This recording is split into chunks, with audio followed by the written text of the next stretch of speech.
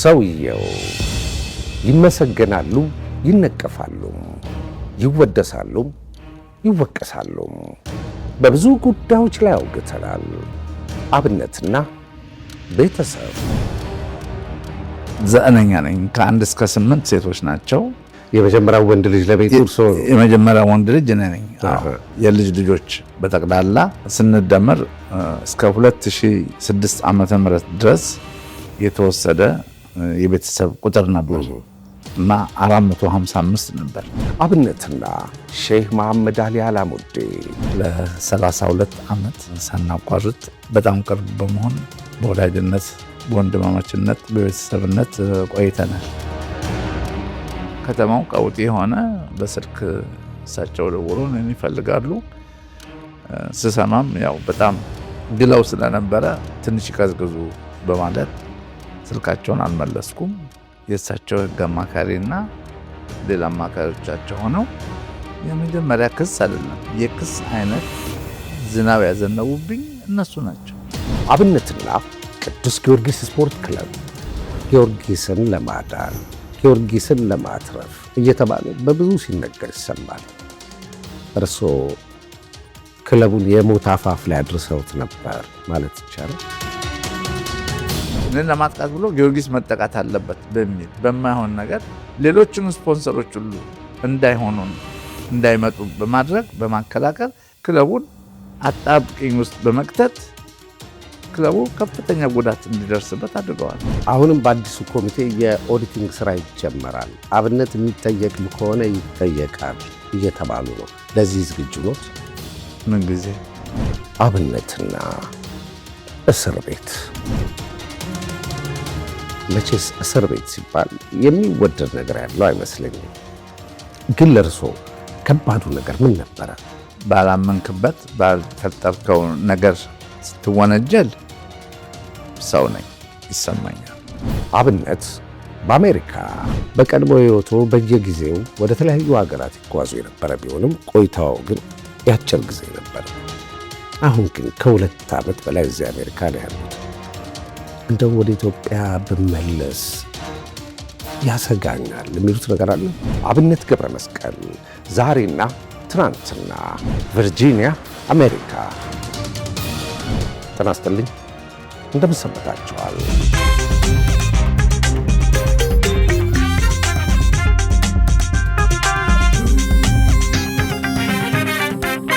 በቀድሞ ሰውነቱ በያኔው ውፍረቱ አይደለም ያገኘሁት፣ ትንሽ ቀንሰዋል።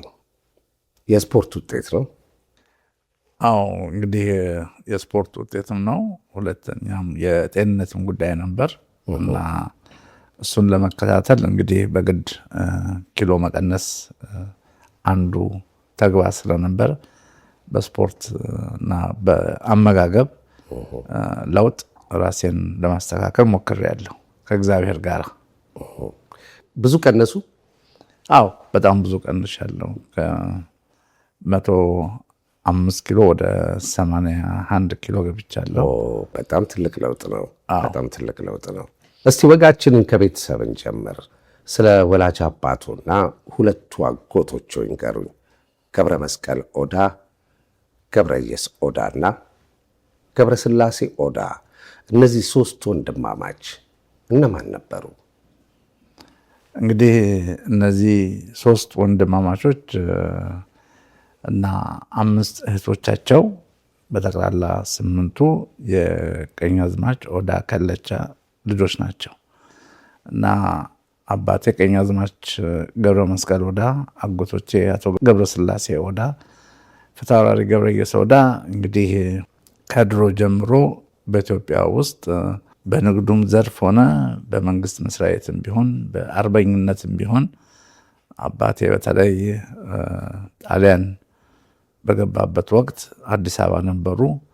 አዲስ አበባ ተቀምጬ ጣሊያን ሲወረን አላይም በማለት ወደ ዘመዶቻቸው ጋር በመሄድ ከነ ደጃዝማች ሻቃ በቀለ ወያ ጋር በመሆን በሶዶና በጉራጌ አካባቢ ያሉትን ጣሊያኖች ጠራርገው ካወጡ በኋላ አገራችንን ነፃ ካወጡ በኋላ ወደ አዲስ አበባ ተመልሰው መንግስት ሲቋቋም የመጀመሪያው በጠቅላይ ጽሕፈት ቤት ውስጥ የፕሮቶኮል ኃላፊና የፐርሶኔል ኃላፊ ሆነው ስራ ጀመሩ።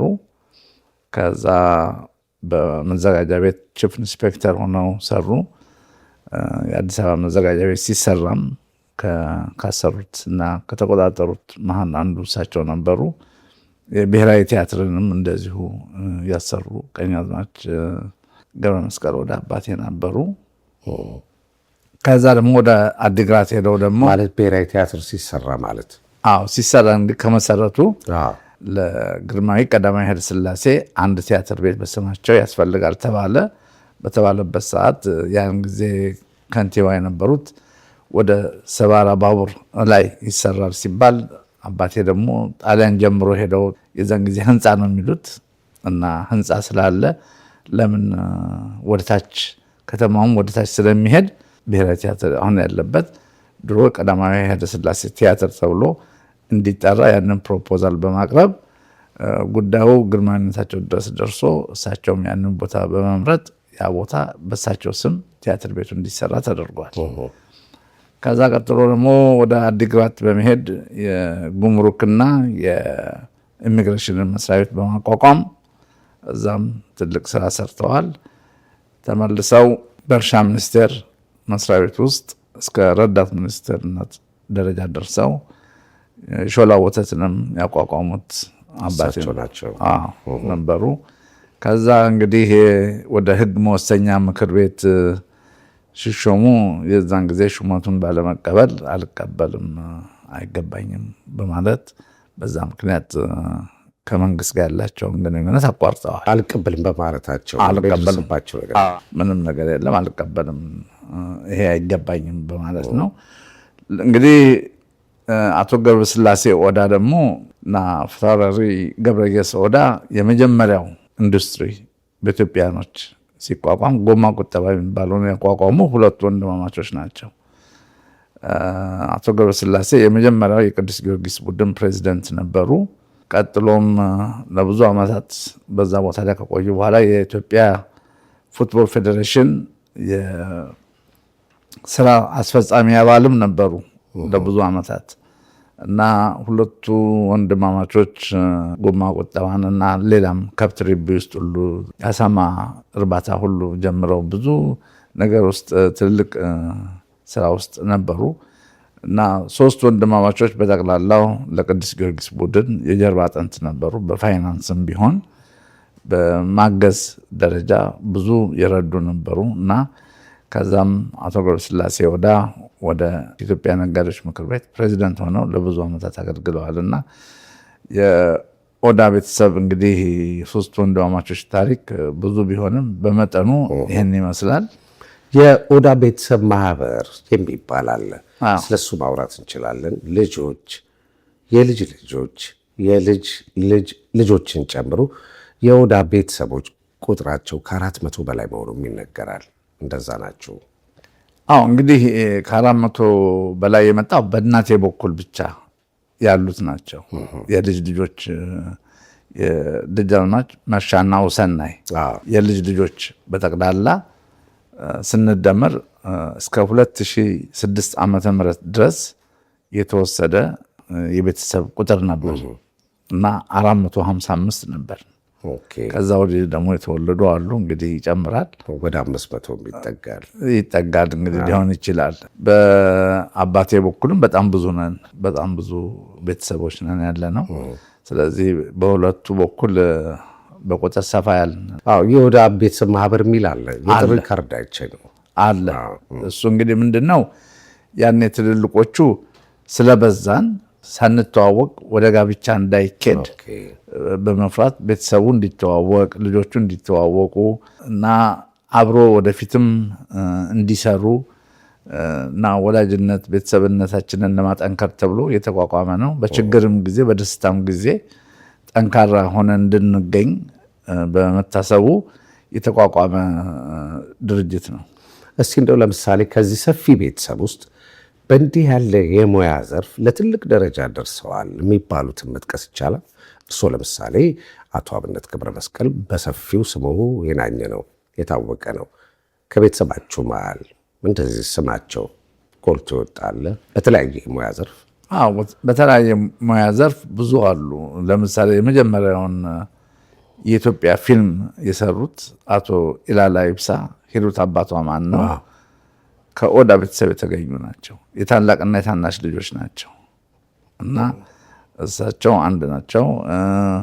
ብዙ አሉ። በሕክምና ሙያም እንደ ዶክተር አልማዝ ፈጠነ የሚባሉ ነበሩ።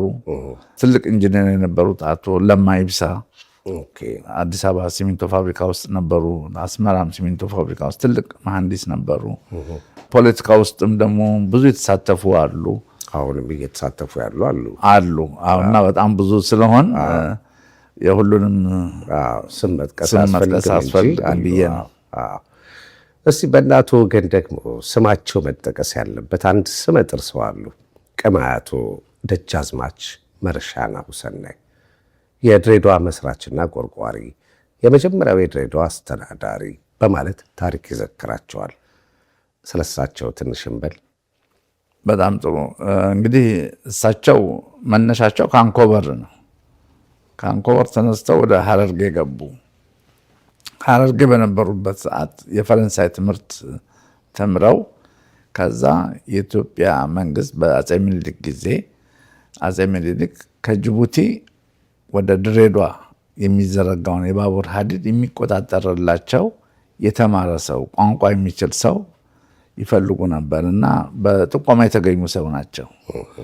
ከዛ እሳቸው ያንን ሹመት ካገኙ በኋላ ከጅቡቲ እስከ ድሬዳዋ ያለውን የባቡር ሀዲድ በመቆጣጠር የፕሮጀክቱ ኃላፊ በመሆን ያንን ሰርተው ከዛ ድሬዳዋንም ቆረቆሩ። ድሬዳዋንም ድሬዳዋ ብሎ ሰየሙ። የንግድ ማዕከልም እንድትሆን አደረጉ። በዛን ጊዜ ከዚራ የውጭ ሰዎች መኖሪያ ነበረች እና እሳቸው እዛ ውስጥ ይኖሩ ነበር፣ ብቸኛ ኢትዮጵያዊ። ከዛ በኋላ መንግስትም በስማቸው መንገድ፣ ዋናውን መንገድ ደጃዝማች መርሻ ናሁሰናይ መንገድ የሚል ሰየመላቸው። ነዋሪውም ደግሞ ህዝብ ገንዳ መርሻ የሚል መንደር በስማቸው ሰየመላቸው። ከዚራ ላይ በስማቸው የተሰየመውን አካባቢ እኔም ተመልክቼዋለሁ።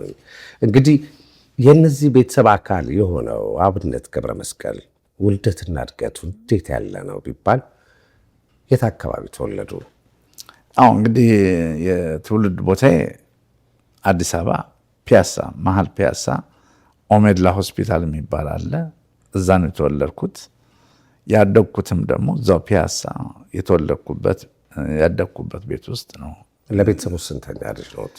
ዘጠነኛ ነኝ። ከ1 እስከ 8 ሴቶች ናቸው። የመጀመሪያው ወንድ ልጅ ለቤቱ እርሶ? የመጀመሪያው ወንድ ልጅ እኔ ነኝ። የልጅነት ጸባይና ባህሪው እንዴት ያለ ነበር? ትንሽ ረባሽና አስቸጋሪ የነበሩ ይመስለኛል። እንግዲህ ይሄ ሰው እንደሚተረጉመው ነው። ከድሮ ጀምሮ መነካትን አልወድም፣ መሰደብን አልወድም፣ መብቴን ማስጠበቅ እወዳለሁ እንጂ ዝም ብዬ ጠብ ያለህ በዳቦ አይነት ሰው አይደለሁም። ታናሽ ወንድሞን አግኝቼ አብነት በልጅነቱ እንዴት ያለ ሰው ነበረ ስላቸው፣ ችኩል ነበር፣ በጣም ይፈጥናል፣ ትንሽ ቀዥ ይላል በማለት አስፈግገውኛል። ቀጠል አድርገውም ለቤተሰቡ ልዩ ፍቅር አለው፣ የቤታችን የመጀመሪያው ወንድ ልጅ ስለሆነ ቤተሰባችንም ለሱ ልዩ ፍቅር አለው። ሰው ይወዳል፣ ሰው ያምናል፣ ሰው ይሰበስባል፣ ሁሌም በሰዎች እንደተከበበ ነው። እኔ ግን የእርሱ ተቃራኒ ነኝ፣ ሰው አልቀርብም፣ አጀብ አልወድም ብለውኛል። እንደዛ ነው። እንግዲህ የሰው ልጅ ተፈጥሮ የተለያየ ነው። እኔ ሰውን ወዳለው፣ አፈቅራለሁ። ከሰው ጋር መኖርን የምመርጠው አብሮ ተካፍሎ መብላት፣ ከጓደኞቼ ጋር ያለኝን አካፍዬ ተደስቼ መኖር ነው ፈልገው። ይሄ ዓለም አጭር ዓለም ነው እና በተቻለ መጠን ከሰው ጋር በፍቅር ከጓደኛ ጋር በፍቅር በአንድነት ተጋግዞ በመኖር እና በደስታ እችን ዓለም በተሰጠን የህይወት ጊዜ ውስጥ ተደስቶ መኖርና ማለፍን ነው እና ችኮላ የሚለው ነገር ምናልባት እንደርሱ ወደኋላ ብዙ አልዘገየም። የአተረጓጎም እንትን ነው። አዎ ጊዜ ብዙ ጊዜ አንዳንድ ቦታ ላይ ብዙ ጊዜ ማጥፋትም አልፈልግም እና ምናልባት ያ ችኮላም ሊሆን ይችላል። ግን የራሴ ደግሞ መወሰናቸው ነገሮች አሉ በራሴ እና እነሱ ፈጣን ሊሆኑ ይችላሉ። ለአንዱ ደግሞ ትንሽ ቀዝቀዝ ያለ ሊሆን ይችላል እና እንደ አተረጓጎሙ ቀበለዋለሁ። ሌላም ብለውኛል ታናሽ ወንድሞ አብነት ቤተሰባችንም የጊዮርጊስ ደጋፊዎች ናቸው። እኔ ደግሞ የፍቃደ ሙለታና የመሐመድ ሽዳድ አድናቂ ስለሆንኩ የኤሌክትሪክ ደጋፊ ነበርኩ። በዚህ የተነሳ አንዳንዴ ልጣላ ነበር አለኝ። ማስታወሱ ጥሩ ነው። ኧረ አዎ አንዳንድ ጊዜ ያው ድሮ ካምቦሎጆ ነው የሚባለው።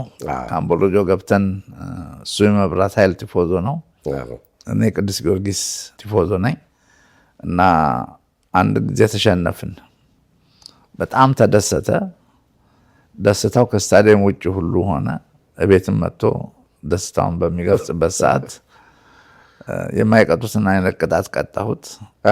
አዎ እና ይሄ የጊዮርጊስ ቤት ሆኖ ሳለ አንተ ከውጭ መጥተህ እንደገና ደግሞ ትበጠብጠናለህ ብዬ ትንሽ የሚያስፈልገውን ነገር አድርጌ የወንድምነት እንትን እና ያ ትዝ ይለኛል። እና የጊዮርጊስ ነገር ለእኔ በጣም ከባድ ነበር፣ በልጅነቴም ጊዜ ማለት ነው። በአንድ ወቅት አክስቴ ያርፋሉ፣ የአባቴ እህት እና አባቴ የተረዱት እሑድ ጠዋት ነው። እሑድ ከሰዓት በኋላ ደግሞ ቅዱስ ጊዮርጊስ ከቴሌ ጋር ይጫወታል።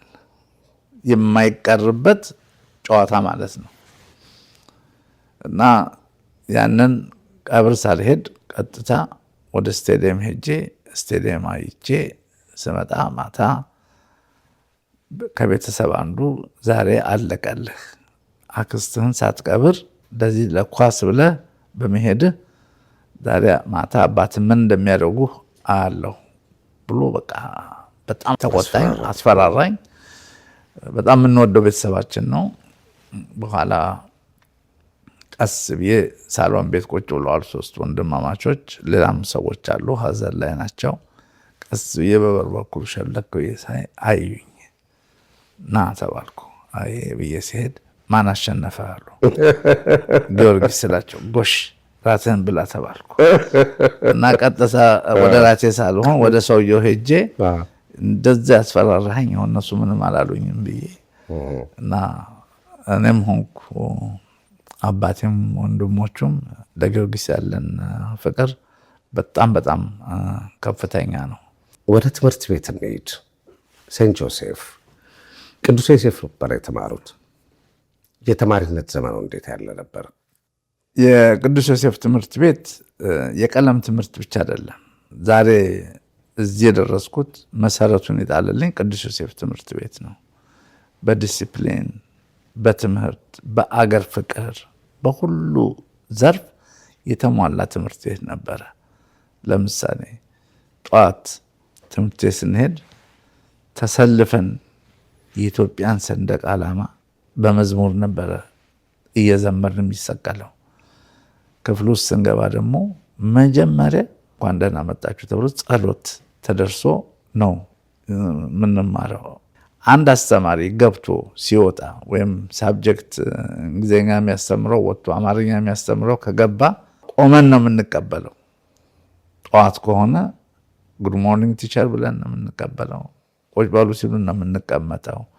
ያለው ዲሲፕሊን እንግዲህ ዋና ለሰው ልጅ መሰረቱ ከታች አጀማመሩ ነው እና እኔ የጀመርኩት ቤት ውስጥ የቄስ ትምህርት ተምሬያለሁ። ቀጥሎ በእምነታችን በካቶሊክ ትምህርት ቤት ውስጥ በልደታ ቤተክርስቲያን የካቶሊክ የመጀመሪያ ቁርባን ትምህርት ተከታትዬ ቆርቤ የተቀበልኩ ሰው ነኝ። ስለዚህ አስተዳደግ ከስር መሰረቱ ነው። ሌላው ደግሞ ቅዱስ ዮሴፍ ትምህርት ቤት ውስጥ ግብረ ገብ የሚባል ሌላውም ትምህርት ቤት ኢትዮጵያ ውስጥ አሉ ነበሩ። እንደዚህ አይነት ሳብጀክት ሞራል የሚባል ሰብጀክት ነበረ። በግድ ስለ ግብረገብ ሲባል በግድ ስለ ሃይማኖት ብቻ አይደለም። አሁን ምሳሌ ቅዱስ ዮሴፍ ሙስሊሞች አሉ፣ እስራኤሎችም አሉ፣ ብዙ የውጭም ሰዎች አሉ፣ የተለያየ እምነት ተከታዮችም አሉ። ግን ግብረገብ ማለት ስነ ስርዓት ነው እና ያ ነው መሰረቱ። ዛሬ እዚህ ያደረሰኝ አንዱም መሰረቱ ያ ነው።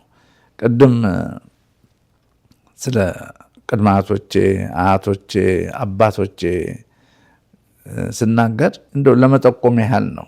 ሁሉም ቤተሰብ እንደዚህ አይነት ታሪክ ያለው ይመስለኛል። ነገር ግን ለእኔ ደግሞ መነሻዬም እነሱ ናቸው። ዛሬም የደረስኩበት ደግሞ የእነሱን ፈለግ ተከትዬ ጨዋነት፣ ስነስርዓታቸው፣ ለሀገር ያላቸው ያደረጉት አስተዋጽኦ ያ ነው እንግዲህ እኛን ዛሬ እዚህ እንደ ሰው ቆመን እንደ ሰው ተከብረን አገርን አክብረን መንግስትን አክብረን ህዝባችንን አክብረን ወደን በኩልነት ሊያናግረን የሚችለው አመጣጣችን ነው እና ቅዱስ ዮሴፍ ለእኔ ትልቁ መሰረት ይጣልልኝ ቅዱስ ዮሴፍ ትምህርት ቤት ነው። ተደባራቢ ነበሩ ትምህርት ቤት እያሉ? ወደ እንግዲህ ሰው ከመታኝ እመታለሁ። ከተመቱ ብቻ ነው የሚመቱት ወይስ? ከተመታ በኋላ የምትመታ ከሆነ ተሸናፊ ነህ። ስለዚህ ማወቅ አለብህ ማንም መጀመሪያ እንደምትመታ ማን እንደሚመታ ማወቅ አለብህ። ስለዚህ እንደ ሁኔታው ነው። ዝም ብዬ ጠብ ፈላጊ አይደለሁም። ክብሬን የሚነካ ሰው አልወድም፣ መብቴን የሚነካ ሰው አልወድም እና እንጂ ዝም ብሎ ለምን አየኸኝ ብዬ ውሃ ቀጠነ ብዬ እንደዛም አይደለሁም። ግን ሰበብ መኖር አለበት። አንድ ነገር ካልነኩ ምክንያት መኖር አለበት እንጂ አለበለዚያማ ልክም አይመጣም። የልዑል መኮንን ልጅ የጃንሆይ የልጅ ልጅ ተፈሪ መኮንን ወይም በቅጽል ስሙ ፊሊፕ ከእርሶ ጋር ይማር ነበር? አዎ። ማን ነው ፊሊፕን በጩቤ የወጋው? በጩቤ ሳይሆን በኮምፓስ ነው። ይሄ እኮ ነው አንድ ነገር ወደ ሲባል አንድ ነገር ተጋለ። አዎ። ኮምፓስ ቆርቆሮ ነገር ናት መያዣዋ? አዎ፣ ቆርቆሮ መያዣ ናት። ኮምፓስ ናት። እቺ ሹል ትላለች። እና በአጋጣሚ ከድሮ ጀምሮ ትምህርት ቤት ውስጥ የምታወቀው ምጽፈው በፔልካን በቀለም በሚጠጣ ብዕር የምንለው እንደዚህ የሚመጠጠው በእሱ ነበር ምጽፈውና አበድረኝ አለ። አበደርኩት። ሲመልስልኝ ጫፉን ተሰበረ። በኋላ በመሀል የነበረ አንድ ጓደኛ ነበር። ተሰብሯል ይሄ ነገር ሰብረን የሰጠኸኝ ስለው ዝም በለው ምን አባቱ ይሆናል አለኝ። የዛን ጊዜ ማጠያየቅም የለብኝም። ኮምፓሴን ከፍቼ ያችን ቦክሷን ያልከውን ከፍቼ እዛ ሄጄ በቃ ወጋሁት። የጃንሆይ የልጅ ልጅ መሆኑን ያውቃሉ? በጣም እንደ አበጥሬ ያውቃለሁ። እሺ ምን ተከሰተ? ያው እንግዲህ ወደ ዳይሬክተሩ ቢሮ ሄድን። ወላጆች አምጡ ተባለ። አባቴም የዛን ጊዜ መጡ። ልጄ በምንም አይነት መንገድ ህገወጥ በሆነ መንገድ እንዲነካ አልፈልግም። ይሄ ልጆች ጠብ ነው፣ እዚሁ ማለቅ አለበት። ዲሲፕሊን ካለ የዲሲፕሊን ቅጣቱ እዚሁ ይሰጥ እንጂ እሱ የማን ልጅ ነው እኔ የማን ልጅ ነው በሚለው በዛ እንዲዳኝ አልፈልግም አሉ። ትምህርት ቤቱም የሚገባውን ቅጣት ሰጠ። ሌላ ነገር የለም ከዛ ውጭ እና ከዛ ወዲያ ምን ጓደኛሞች ነን ከፊሊፕ ጋር በጣም እንጂ ከቤተሰብ ከልዑል መኮንን አካባቢ ሞግዚቱ ነበሩ፣ መጥተው ነበር። እሳቸውም በቃ ይሄ ነገር እንዳይደገም አሉ እንጂ ትልቅ ቤተሰብ ናቸው። አባቱ ራሳቸው አልደነገጡም? አልደነገጠም። አባቴ በጣም ጠንካራ ሰው ናቸው። በጣም ሌላ ቤተሰብ ምናምን ቢሆን አንተ ምን ነካ? ልታሰቅለን ነው? ልታስገድለን ነው? የጃንሆይን ልጅ የልጅ ልጅ የሚያስብል ነገር ነው። በማህበረሰባችን ውስጥ እሳቸውን በሚመለከቱበት አይን ለንጉሱ በነበራቸው ፍራቻ፣ አክብሮትም ቀናይነትም በጣም አስደንጋጭ ነገር ነው። አስደንጋጭ። እኛ ግን እንደ ወንድማማች እንደ ጓደኛሞች ሆነን ያደግነው ቅዱስ ዮሴፍ ትምህርት ቤት ውስጥ እና ብዙ ነገር አብረን እናደርጋለን። ጂምናስቲክ ሰዓት አብረን ነው የምንሰራው። ስፖርቱም ክፍል ውስጥ እንቃለዳለን ምናምንና ጓደኛሞች ስለነበር የጓደኛሞች የወንድማማቾች ጠብ ስለሆነ ምንም እስከዚህ አላከረሩትም። እኛም ደግሞ አላካበድንም። ሆነ ነው። ከዛ ወዲያ ፊሊፕ አለ አሁን በጣም አለ። ትገናኛላችሁ? በጣም እንገናኛለን። ዋው በጣም ነው የሚገርመው። ብቻውን አልነበሩም ቅዱስ ዮሴፍ ትምህርት ቤት? ከቤተሰባችሁም ወንድሞም ነበር? አብራችሁ ነበራችሁ? ወንድሜ ነበረ፣ ያጎቴ ልጅ ነበረ ሴንት ጆዜፍ እና የእህቶቼ ልጆች አሉ።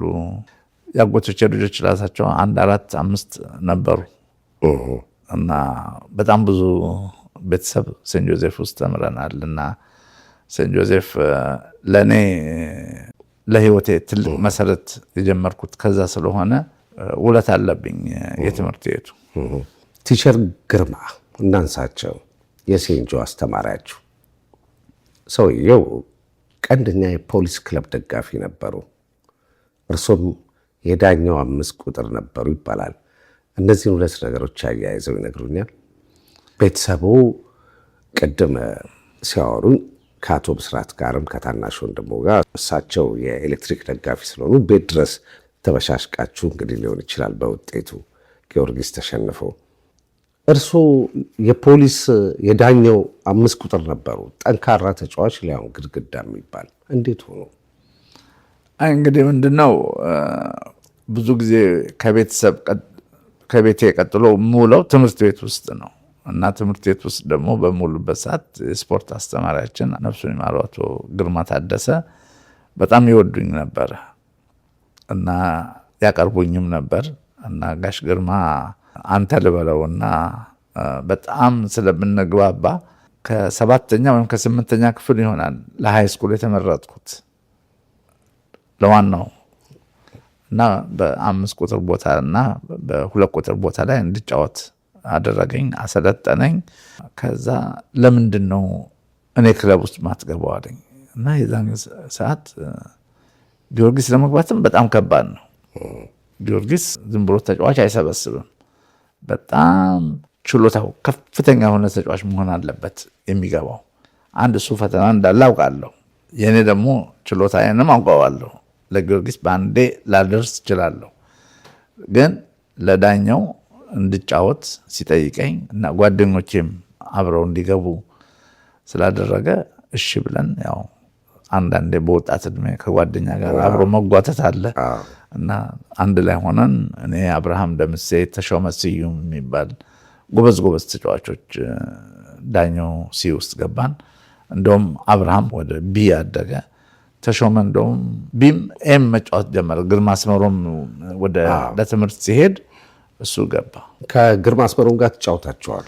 ያ እነሱ ዋናው ቡድን ናቸው፣ እኛ ሲ ነን እና ግርማ ጋር በጣም እንተዋወቃለን። ወዳጄ ነው። በኋላም አሁንም ኢትዮጵያ ውስጥ በነበረበት ሰዓት ሁልጊዜ እሑድ ጧት እንገናኝ ነበር። በኢትዮጵያ የኤርትራ አምባሳደር ነበረ፣ የኤዩ አምባሳደር ነበር እና ሁልጊዜ እሑድ እንገናኝና እንደውም እሱ የድሮ ተጫዋቾችን ሁሉ እየሰበሰበ ይገናኝ ነበር እና ድሮ የነበረው ግርማ አስመሮም ለእኛ አልተቀየረም። የኢትዮጵያ ብሔራዊ ቡድንም ጎበዝ ተጫዋች በጣም ጎበዝ 6ኛ አፍሪካ ዋንጫ ላይ ትልቅ ተጫዋች ከነበሩት መሀል አንዱ ግርማ አስመሮም ነበረ። ያው እንግዲህ ወደ 7ኛው አፍሪካ ዋንጫ ገደማ ሁሉም ጎበዞቹ ተጠራርገው ወደ አሜሪካ ለትምህርት ሄዱ። እነ ሸዋን ግዛውን፣ ፍስሐ፣ እነ ዶክተር ተቀዳ እና እነሱ ሁሉ እንግዲህ ሄዱ። የዛን ጊዜ የኢትዮጵያ ቡድን ባዶ ሆነች እና ምን ያህል ጊዜ ተጫወቱ ዳኛው? 1 ዓመት ነው፣ ብዙም አልቆየሁም። 1 ዓመት ነው። ከዛ ቀጥታ ወደ አሜሪካ ነው የመጣሁት። ልክ 12ኛ ክፍል አልቀጠሉበትም? ኳሱን አልቀጠሉ። እዚህ መጥቼ ነው ኳሱ ላይ ትንሽ ዩኒቨርሲቲ ውስጥ ያረዳኝ። በተለይ ዩኒቨርሲቲ ውስጥ ስጫወት ስኮላርሽፕ ያገኘሁበትም አንዱ በኳሱ አማካኝነት ነው። እስቲ ስለ ወጣትነት ዘመነው እንጫወት። ብዙ ነገሮችን ያሳለፉ ይመስለኛል፣ በተለይ ከጓደኞቹ ጋር። አንዳንዶቹን ላንሳ።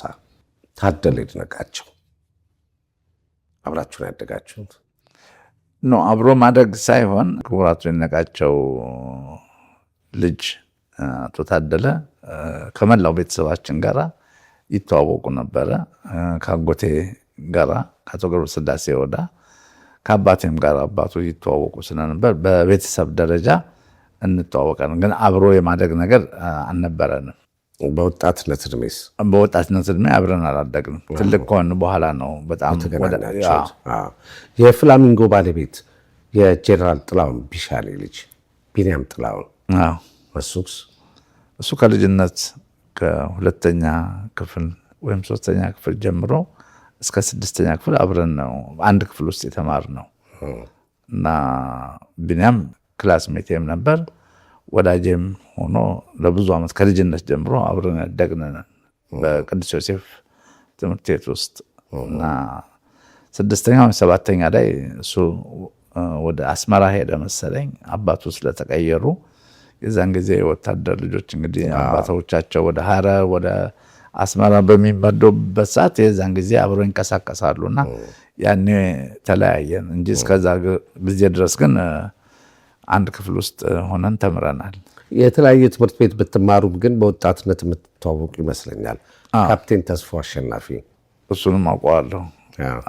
እና እነሱ እንግዲህ እነ ካፕቴን ተስፉ ያው በልጅነት ዘመናችንም ብንተዋወቅም ብዙ ነገር አብረን ያሳለፍነው ትልቅ ከሆን በኋላ ነው። በወጣትነት እድሜ ያሳለፍኳቸው የሚገርመው ነገር ብዙ ከቅዱስ ዮሴፍ ትምህርት ቤት ብዙ በጣም ጥቂት ሰዎች ናቸው። ሌሎቹ ግን የመንግስት መስሪያ ቤት የሚሰሩና ትልቅ ቢሮ ውስጥ የሚሰሩ ሰዎች ጋር ነበር መገናኘው። ወይም ደግሞ ከድሮ ኳስ ተጫዋቾች ጋር ነፍሱን ይማረው ከነጌታቸው ዱላ ጋር አብረን አንዳንዴ እንዞራለን እና የኔ ህይወት እንደ ልጅ አይደለም ያደግኩት፣ ከታላላቆቼ ጋር ነበር ያደግኩት እና ወሬም የሚጥመኝ ከነሱ ጋር ነው። እነሱ የሄዱበት ቦታ መሄድ ነው ፈልገው እንጂ በእድሜ ጋር አብሬ ያሳለፍኳቸው በጣም ትንሽ ናቸው። የተስፋ ገብረስላሴ ልጆች አበበ ተስፋ፣ እንዳልካቸው ተስፋ እነሱ አብረን የተማርነው ሴንት ጆዜፍ አብረን ነው። 11ኛ ክፍል ድረስ ነው ከእንዳልካቸው ጋር ያሳለፍነው። እና እንዳልካቸውም በጣም በጥባጭ ነበር፣ ለህኛ ነበር እና ከነሱ ጋር ጥሩ ጊዜ አሳልፌያለሁ። እነሱ ሰፈራችንም ቅርብ ነው። እነሱም 4 ኪሎ ልጆች ናቸው። እኔ ደግሞ በከንቱ በላይ ስለሆንኩ ብዙ አንራራቅም። እነ ኖህ ሳማራ አብረን ተምረናል። አንድ ክፍል ውስጥ አብረን ተምረናል። ከኖህ ሳማራ ጋር ሴንት ጆዜፍ አብረን ነበር እና የሚገርም ዓለም ነው እና እኔና ኖህ አብረን ተምረናል። ከዛ ቀጥሎ ኖህና እኔ የተገናኘነው የቅዱስ ዮሴፍ ትምህርት ቤት አዲስ ህንፃ ይገነባ ነበረ።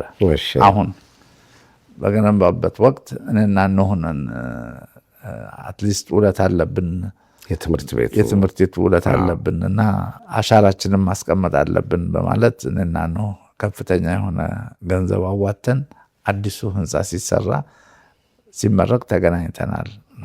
ኖህ እንደውም በሌላም አንዳንድ ኦኬዥን ላይ እንገናኛለን እና ኖህ በጣም ጥሩ ሰው፣ ደግ ሰው እና የፍቅር ሰው ነው። እስኪ ቅድም ከጌታቸው ዱላ ጋር ከታዋቂ የቀድሞ ስፖርተኞች ጋር ወዳጅነት፣ ቅርበት እንዳሉት ነግረውኛል። ሌሎችም እንደዚህ የሚያስታውሷቸው የኪነ ጥበብ ባለሙያዎች ለምሳሌ ግርማ ጭብሳ አብሯችሁ ነበረ፣ ነፍሱን መሬቱ ይቅላለውና ስለ ግርማ ጭብሳም ትንሽ ይበሉኝ እና ሌሎች ሙዚቀኞችስ ጓደኞች፣ ወዳጆች ነበሯችሁ በዛን ሰዓት? የኪነ ጥበብ ባለሙያዎች ቲያትረኞች ሊሆኑ ይችላሉ፣ ተዋናያን ሊሆኑ ይችላሉ። እንግዲህ በዛን እድሜ ጊዜ ግርማ ጭብሳ በጣም በጣም የምንወደው ዘፋኝ ነበር። ለእኛ ለወጣቱ የሚያንቀሳቀሰን የእንግሊዝኛ ዘፈን የሚዘፍን ነበር እና ዲስኮቴክ የሚባል ብሔራዊ ቲያትር አንደርግራውንድ ስር ውስጥ እዛ ውስጥ ይዘፍን ነበር እና ከኬንያ የመጡ ደግሞ ዘፋኞች ነበሩ እና እነሱ አንድ የማይክሮፎን ከያዙ እየተቀባበሉ አይለቁም ስለዚህ ግርማ እንዲገባ ጭብሳ በሉ እንባላለን እና የግርማ ጭብሳ ቲፎዞች ነን። እሱ ደግሞ ገብቶ አይወጣም፣ እሱም በተራው አይለቅም እና እንደዚህ አይነት እዛ በምንሄድበት ጊዜ በጣም ጥሩ ወዳጃችን ጥሩ ሰው ነበር። ነፍሱን ይማረው ሙሉቀን መለሰ። በጣም በጣም በጣም ከልጅነቱ ጀምሮ ነው የማውቀው። እሱ ወጣት ሆኖ እያለ ነው የማውቀው እና እንደውም መጨረሻ ላይ የልጅነት ፎቶግራፉን አንድ ቦታ የተነሳውን እኛ መልስ ሰተን የእህቴ ባል እህት ስታገባ መኮንኖች ክበብ መጥቶ እንዲዘፈን አድርገን ያን ፎቶግራፍ እዚህ ሀገር አሜሪካን ሀገር ከመጣ በኋላ ሰጠሁት እና በጣም በጣም ደስ ያለው እና ያንም እንዲዘፍን ያደረግነው እኛ ነን። ከኛ ጋር ግንኙነት ስለነበረው ነው።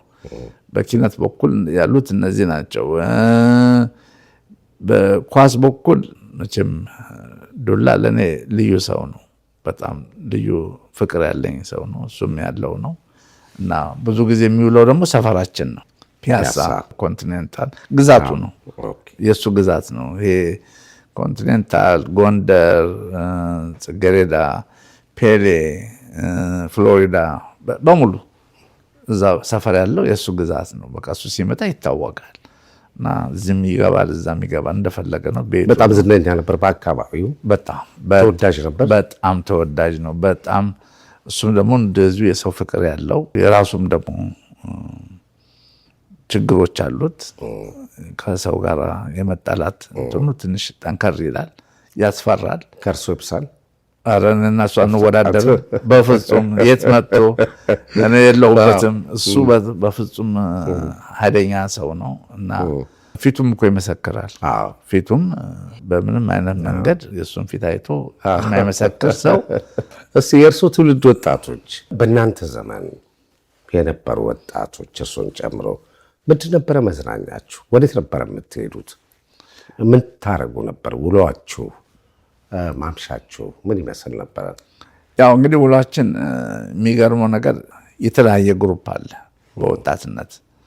አንዳንዱ ዝም ብሎ ዳንስ ቤት ብቻ የሚያሳልፍ አለ። አንዳንዱ ደግሞ ስፖርትም ላይ ዳንሱም ላይ የሚሳተፍ አለ። እኔ እንደ ራሴ እና የቅርብ ጓደኞቼ በብዛት ቀን ኳስ እንጫወታለን። ማታ ደግሞ የምንዝናናባቸው ቦታዎች አሉ፣ ክለቦች አሉ፣ እንሄዳለን። እንደ ቬነስ ክለብ እንሄዳለን። ቅድም እንዳልኩ ትንሽ ከኔ ዕድሜ ተለቅ ያሉ ሰዎችን መወዳቸው እንደዚህ አይነት ቦታ ሼባ የሚባል ክለብ ነበረ፣ ለገሃር አጠገብ ዲስኮቴክ፣ አምባሳደር ስር የነበረው ቬነስ፣ ዋቢ ሸበሌም እንሄድ ነበረ እና የናይት ላይፋችንም ጥሩ ነበር። እስከዚህ መጥፎ ነው የሚባልም ነገር አይደለም። በዛን ሰዓት ያው አገር ውስጥ ብዙ ፖፑሌሽኑ በጣም ብዙ አይደለም፣ አነስተኛ ህዝብ ነበር አዲስ አበባ ውስጥ የነበረው እና ምን እንደሆነ ይታወቃል። ስንሄድ እንተዋወቃለን። ብዙ ክለቦች ነበሩ እና እነዛን ሁሉ ያው የወጣትነት እድሜ መዳሰስ ያለበትን ነገሮች ሁሉ ዳስሼ ነው ያለፍኩት እና ህይወቴን ጥሩ ህይወት አይቼ ነው ከኢትዮጵያ የወጣሁት። ከሁሉም ጋር በተመጣጠነ መንገዱ ሳይበዛ ህይወቴን ኖር ያለው እየገምታለሁ። ሳንቲም ከቤተሰብ ነበር የምታገኙት? አዎ ሳንቲም በደንብ ከቤተሰብ እናገኛለን። የሚገርመው ነገር ቅዱስ ዮሴፍ ትምህርት ቤት ውስጥ ቦቦሊኖና ኮካኮላ ይሸጣል። በረፍት ላይ በምሳም ሰዓት ላይ ይሸጣል። ምሳ የምንበላው ትምህርት ቤት ውስጥ ነው። ምግብ ቤት አለ ተከፍሎ በወር እዛ እንበላለን። ከዛ ግን ለመዝናኛ ለኮካኮላ ለቦቦሊኖ ምናምን መግዣ ተብሎ ጧት 5 ብር ይሰጣል። በጣም ብዙ ብር ነው። በጣም ብዙ ብር ነው። አናጠፋውም። ያን ሁሉ ልናጠፋውም አንችልም። ከዛ በኋላ ደግሞ በወር ላይ ደግሞ የሚሰጠን የኪስ ገንዘብ አለ እና የስታዲየም መግቢያው ምኑ ተብሎ በደንብ የሚሰጠን ገንዘብ ስላለ ተንደላቀው ነበር ያደጉት ማለት ነው። በጣም መኪና ያሽከረክሩ ነበር። አብሳው ነው። አዎ ኢትዮጵያው ነው። አዎ ኢትዮጵያዊ መኪና ነዳ። ምን ይነዱ ነበር? አባቶ በጣም ዘናጭ ኦፔል መኪና ነበራቸው። የአባቴ መኪና መንካት አንችልም፣ ግን መኪና አከራይ ነበር ኪራይ ነበረ። ፎርሺፕ የሚባል ነበረ እዛ ጋሽ ተስፋዬ። ከዛ ሁሉ መኪና ሁሉ ከራዩ ነበረ በቀን። እዛን ጊዜ ምንኛ የገንዘብ እንትኑን አናውቀውም። ክፈሉ ስንባ ብቻ መክፈል ነው። ይህን ሁሉ አሳልፈው እንግዲህ አትላንቲክን አቋርጠው ወደ አሜሪካ መጡ። በኢትዮጵያ የዘመን አቆጣጠር ነሐሴ 1965 የዛሬ 53 ዓመት ወደ አሜሪካ ተጓዙ። እስቲ ስለ ሁኔታው ያጫውቱን። ከማን ጋር መጡ? ለምን ወጡ? እንዴት ነበረ? የዚያን ጊዜው አሜሪካ ምን ትመስል ነበረ? ከጉዞ ጀምሮ እንግዲህ በ65 ነው የጨረስኩት ሃይ ስኩል ቅዱስ ዮሴፍ። ስጨርስ አንድ ቀን አባቴ ቅዳሜ ቀን ነው በምሳ ሰዓት ትኬት አወጡና አሜሪካ ትሄዳላችሁ አሉ። ደነገጥን። ለምን ስንል በቃ ትሄዳላችሁ በአጭር ቀን ውስጥ ትወጣላችሁ ስንባል እንግዲህ ከወጣን አይቀር ብዙ ፓርቲዎች በልተናል፣ ፌርዌል እና እንደዚሁ እንዴት እንወጣለን የሰውን በልተን በሚል ይራዘምልን ብለን ለምን ከዛ ወደ አክስቴ ቤት ሄድን። እርሱና ወንድሙ አቶ ብስራት ከብስራት ጋር ነበርኩና አክስቴ ቤት ሄድን። ቦሌ ለመናት። ምን ችግር አለው? ፓርቲ እንደገስ ምን ችግር አለው? እኔ ቤቱን ለቅቄላችሁ እወጣለሁ፣ እናንተ ደግሱበት ተባን። ትልቅ ፓርቲ ደግሰን ከዛ ነው የወጣ ነው። እና ስንወጣ ትዝ የሚለኝ ነገር ቦሌ ብዙ ሸኝ የመጣው ወጣቱ ነው። ሴቶችም ብዙ ሴቶች መጡ። የሚገርመው ነገር የኢትዮጵያ ትውልድ በዛን ሰዓት ሁላችን በፍቅር ላይ ተመሰረትን። ትንንሽ ዕቃ ቲሸርት፣ ትንሽ መስቀል ወይም ምናምን ስጦታ ሁሉ ቦሌ ድረስ ይዘው የመጡ ነበሩ። ከዛ አባቴ ቪአይፒ ተቀምጦ ኧረ እነዚህ ልጆች ላንገናኝ እንችላለን፣ ወደፊት መምከር ያለብኝን ሳልመክር የት ገቡ ስንባል እኛ ታች ከጓደኞቻችን ጋር ነው ከሸኙ ጋር። ከዛ መጣን፣ ያው ምክር ተሰጠን። ራሳችሁ የምትሄዱት ለቁም ነገር ነው፣ ትምህርታችሁን ጨርሳችሁ ወደ ሀገራችሁ እንድትመጡ ነው የምፈልገው እና ቀጥ ብላችሁ እንድትማሩ ነው፣ እንደ ሌላው ሄዳችሁ እንድትባልጉ አልፈልግም እና በከባድ ማስጠንቀቂያ። አባቴ በጣም መንፈራቸው በቃ አስፈሪ፣ የቤተሰቡ በቃ ለሁሉም ውልፊት የለም ከስርዓት ውጭ መሆን ምንም ከማንም ጋር ስቴዲየም ገብተው 3 ወንድማማቾች ተቀምጠው አባቴ አይነቃነቅም፣ እንደዚህ ቁጭ ብሎ ነው የሚያዩት፣ እንደዚህ ቀጥ ብሎ። አንድ ጊዜ አንድ አጎቴ ወደ ታች ሄዶ ሲመለሱ ከማን ጋር የተቀመጥክ መሰለህ? ሁለተኛ ወደዚያ ትበል ተባሉ። ወንድማቸውን ቀጥ ብሎ እንደዚህ የሚያዩት እና በጣም በዲሲፕሊን የሚፈሩ ናቸው። እና ምናልባት ስለ አባቴ ታሪክ እንኳን ብዙ ማውራት የራሳቸው መጽሐፍ አለ፣ ወደፊት የሚወጣ አንድ መጽሐፍ አለ፣ አብዮትና ቄሳር ላይ የተጻፈ ስለ አባቴ ታሪክ የተጻፈ በኃይለኝነቱ እንዴት ደሞዝ ሁሉ እየተቀጣ ዓመቱ ሙሉ ደሞዝን እንደማይወስዱ ሁሉ ከመዘጋጃ ቤት ይነገር ነበር። ያ ሁሉ መጽሐፍ ላይ አለ እና አባቴ በጣም ኃይለኛ ስለነበሩ ያን ምክር በደንብ አድርገን ተቀብለን ወጣን። ከዛ የመጀመሪያው እንግዲህ አውሮፕላን ውስጥ ስንገባ እኔ ወንድሜ ዳዊት ካሳ የሚባል ጓደኛችን አብሮ ከሁለተኛ ክፍል ጀምሮ አብረን ሴንት ጆዜፍ ነበር፣ እሱም አንድ ላይ ነበር። ከዛ መጣን፣ በጣሊያን በኩል አድርገን ኒውዮርክ ገባን። ኒውዮርክ ስንገባ እንግዲህ ያው ኒውዮርክ እኛ በፊልም ነው የምናውቀው። ድሮ ኢትዮጵያ ውስጥ ሴንት ጆዜፍ ሆነን ስለ ኒውዮርክ አንዳንድ ዶክመንተሪ ፊልም ምናምን ያው ሴንት ጆዜፍ አርብ ላይብራሪ ውስጥ ፊልም ያሳያሉ እና እናያለን። ቤዝቦል አለ፣ ባስኬትቦል አለ፣ ስለ ከተሞች እናያለን። ብቻ ብዙ ነገር እናውቅ ነበረ።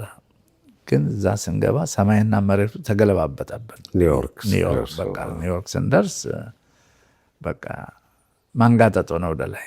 አዲስ የሰው ጋጋታ፣ የመኪናው ጩኸት፣ በቃ ፍጥነቱ፣ የሰው አካሄዱ ምን በቃ የምትይዘው የምትጨበጠው ይጠፋል።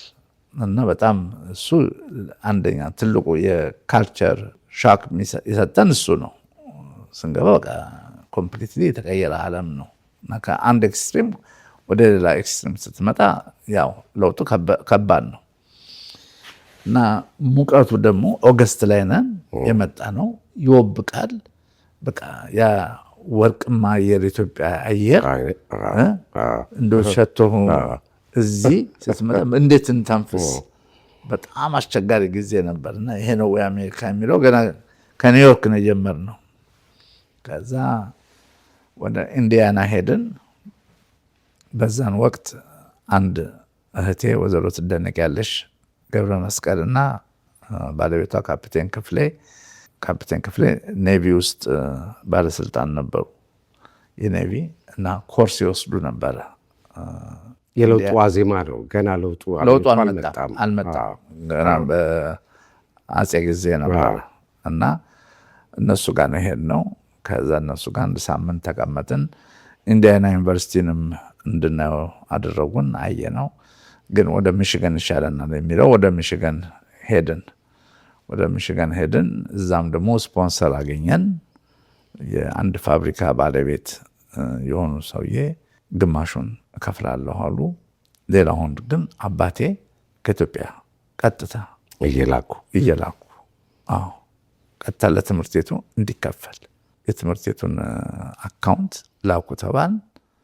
እንልካለን። ቀጥታ ገንዘቡ ወደ ትምህርት ቤት ይገባ ነበር። ያው ትምህርት ቤቱ ውድ ነው። እኛ ደግሞ የምንኖረው ዶርም ውስጥ ነው።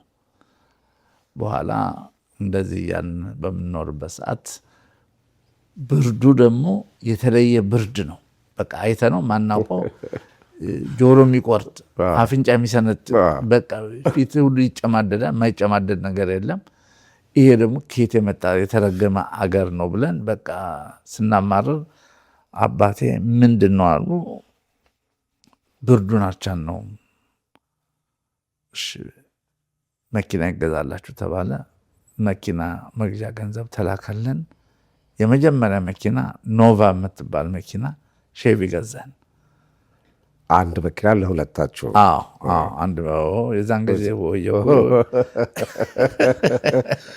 ይሄ ራሱ በጣም ትልቅ እንትን ነው። እና መማር ጀመርን።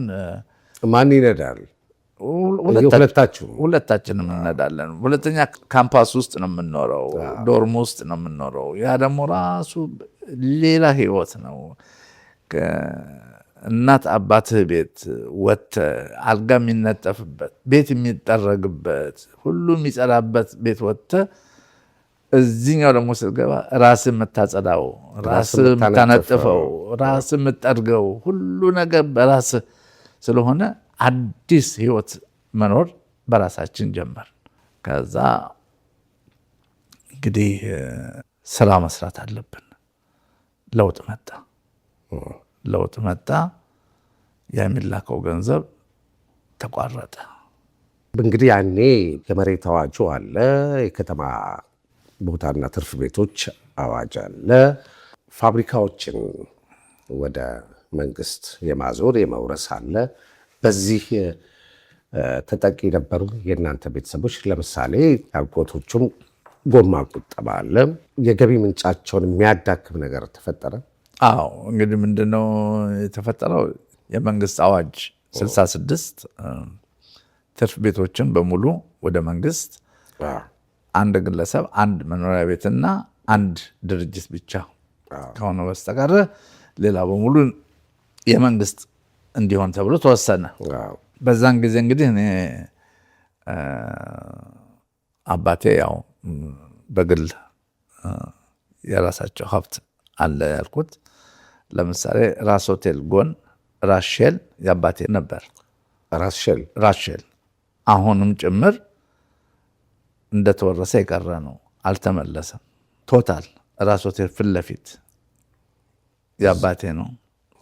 መንገድ ተሻግሮ እኮ መንገድ ተሻግሮ አሶቴ ፊት ለፊት ግን ባለ እንደዚህ ፊት ለፊቱ። አሁን እንደውም ለመገንባት እያሰብኩ ነው የአባቴን ማስታወሻ። ሼሉም መንገድ ተሻግሮ ያለው ቶታሉ የአባቴ ነበር እና የገቢ ምንጫቸው እንግዲህ ከዛ ይመጣል። የመለስ ዜናዊ ፋውንዴሽን ካዛንቺስ ያለው ከሁለቱ ቤቶች አንደኛው የመጀመሪያው የአባቴ ነበረ። ድሮ የሚከራይ ለአሜሪካን ኤምባሲ በወር 407 ብር ነበር ዶላር የሚከራየው። 407 ዶላር በወር ለአንድ ኮሎኔል ለሚሊተሪ አታሼው። እሱ ሁሉ ዶኪመንቱ አለኝ። በኋላ አባቴ ቤቱን ሸጡት።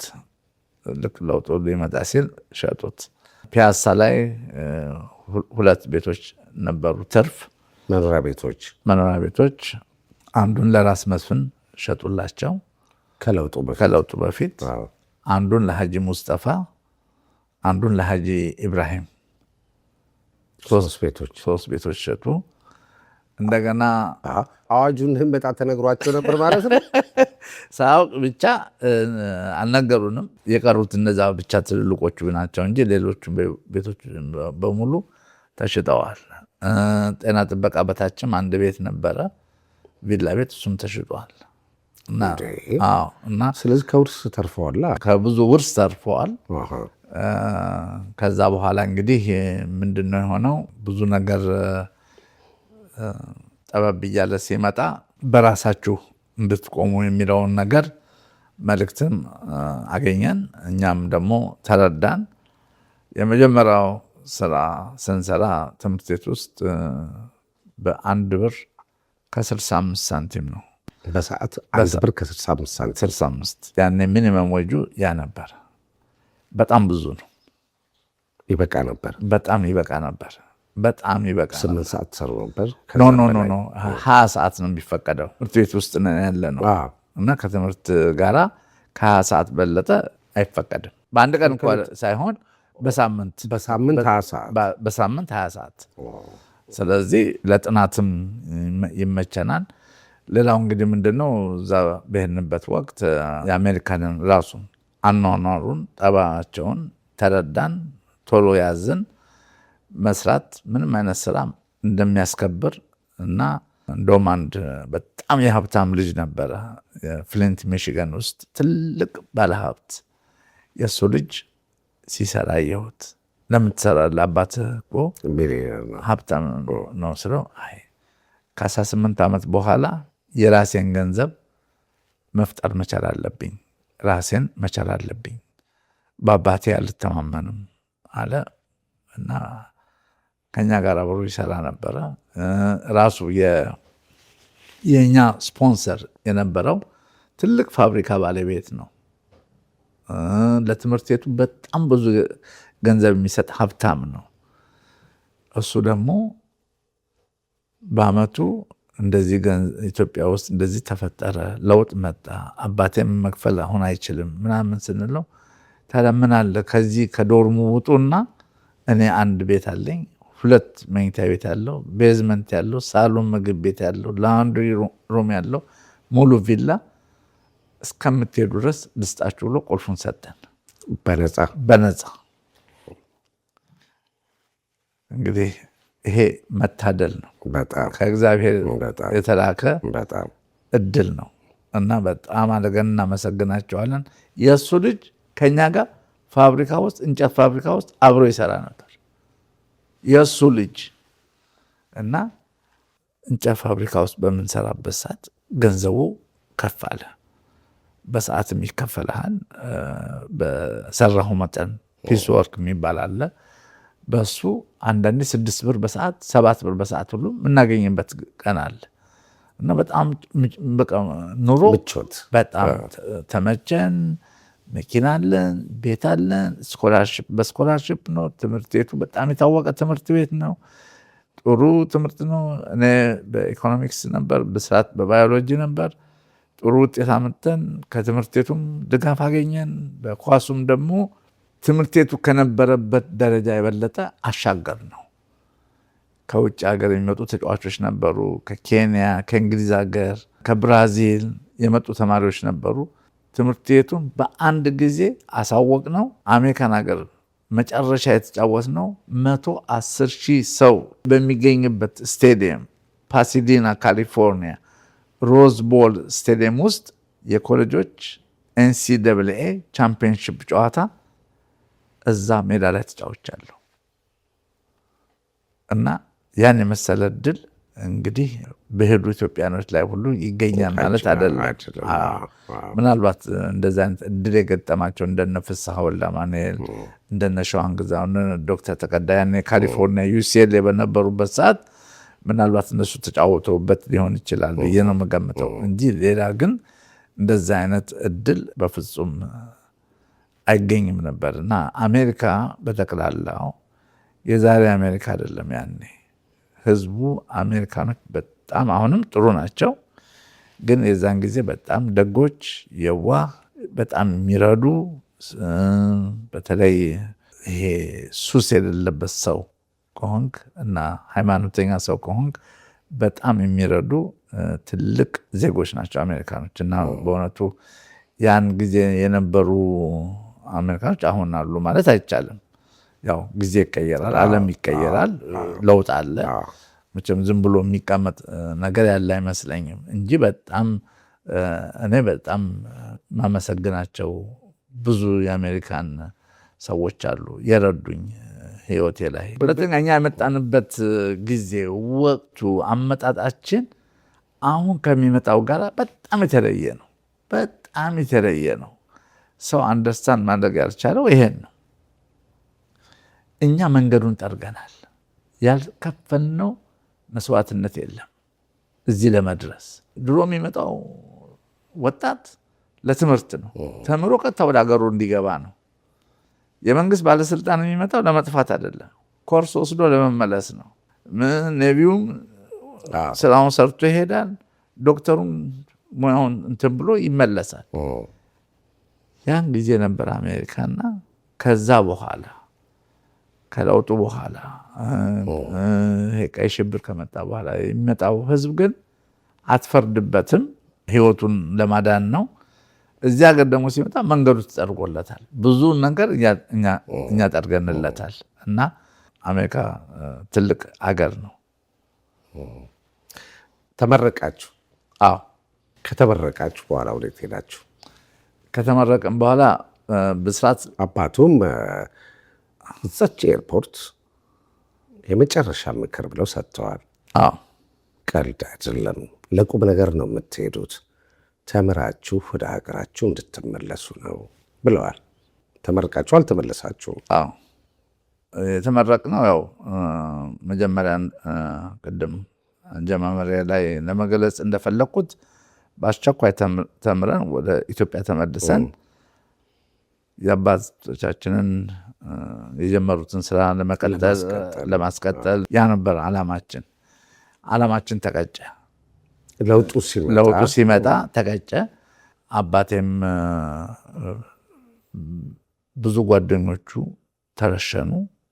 ከዛም እንግዲህ የመጣልን መልእክት ምንድን ነው? አገሪቷ ጥሩ ስላልሆነ እዛው ራሳችሁን እየጠበቃችሁ የምትኖሩበትን ነገር ተደራጁ የሚል ነው እና በዛን ጊዜ እንግዲህ ትምህርታችንን እንደጨረስን መጀመሪያ ስራ የገባሁት JOB የሚባል ጃብ ኦፖርቹኒቲ ቢሮ የሚባል ለአነስተኛ ገቢ ላላቸው ዜጎች፣ የአሜሪካ ዜጎች ለነሱ የፉድ ስታምፕና ስራ ማመቻቸት ስራ ውስጥ ገባሁ። ሶስተኛ ሰው ነው። እንደዚህ ሆኜ ነው ታች ጁኒየር ሆኜ ነው የገባሁት፣ ረዳት እና ያው አፕሊኬሽን ይመጣል፣ ይሞላሉ፣ ምን ይላሉ። እዛ ገባሁ። 6 ወር ያህል ሰራው። ከዛ ያው ብዙ ሰዎች አሉኝ አሜሪካን ወዳጆች። የትምህርት ቤቱ ፕሬዚደንቱ በጣም ወዳጅ ሆኖኛል ከኔ ጋር የተማራችሁበት እና አንድ ቦታ ስራ አስገባሃለሁ አለ። ሜካኒካል ፕሮዳክትስ የሚባል የኤርክራፍት ስፔር ፓርት ማምረቻ ቦታ ውስጥ ስራ ገባሁ። በሰዓት ወደ $5 ገደማ ነው። በጣም ብዙ ገንዘብ ነው። በጣም ብዙ ገንዘብ ነው። እና ይሄ ራሱ ደግሞ በቃ ሌላ ህይወት ፈጠረ፣ ደስታ ፈጠረልኝ።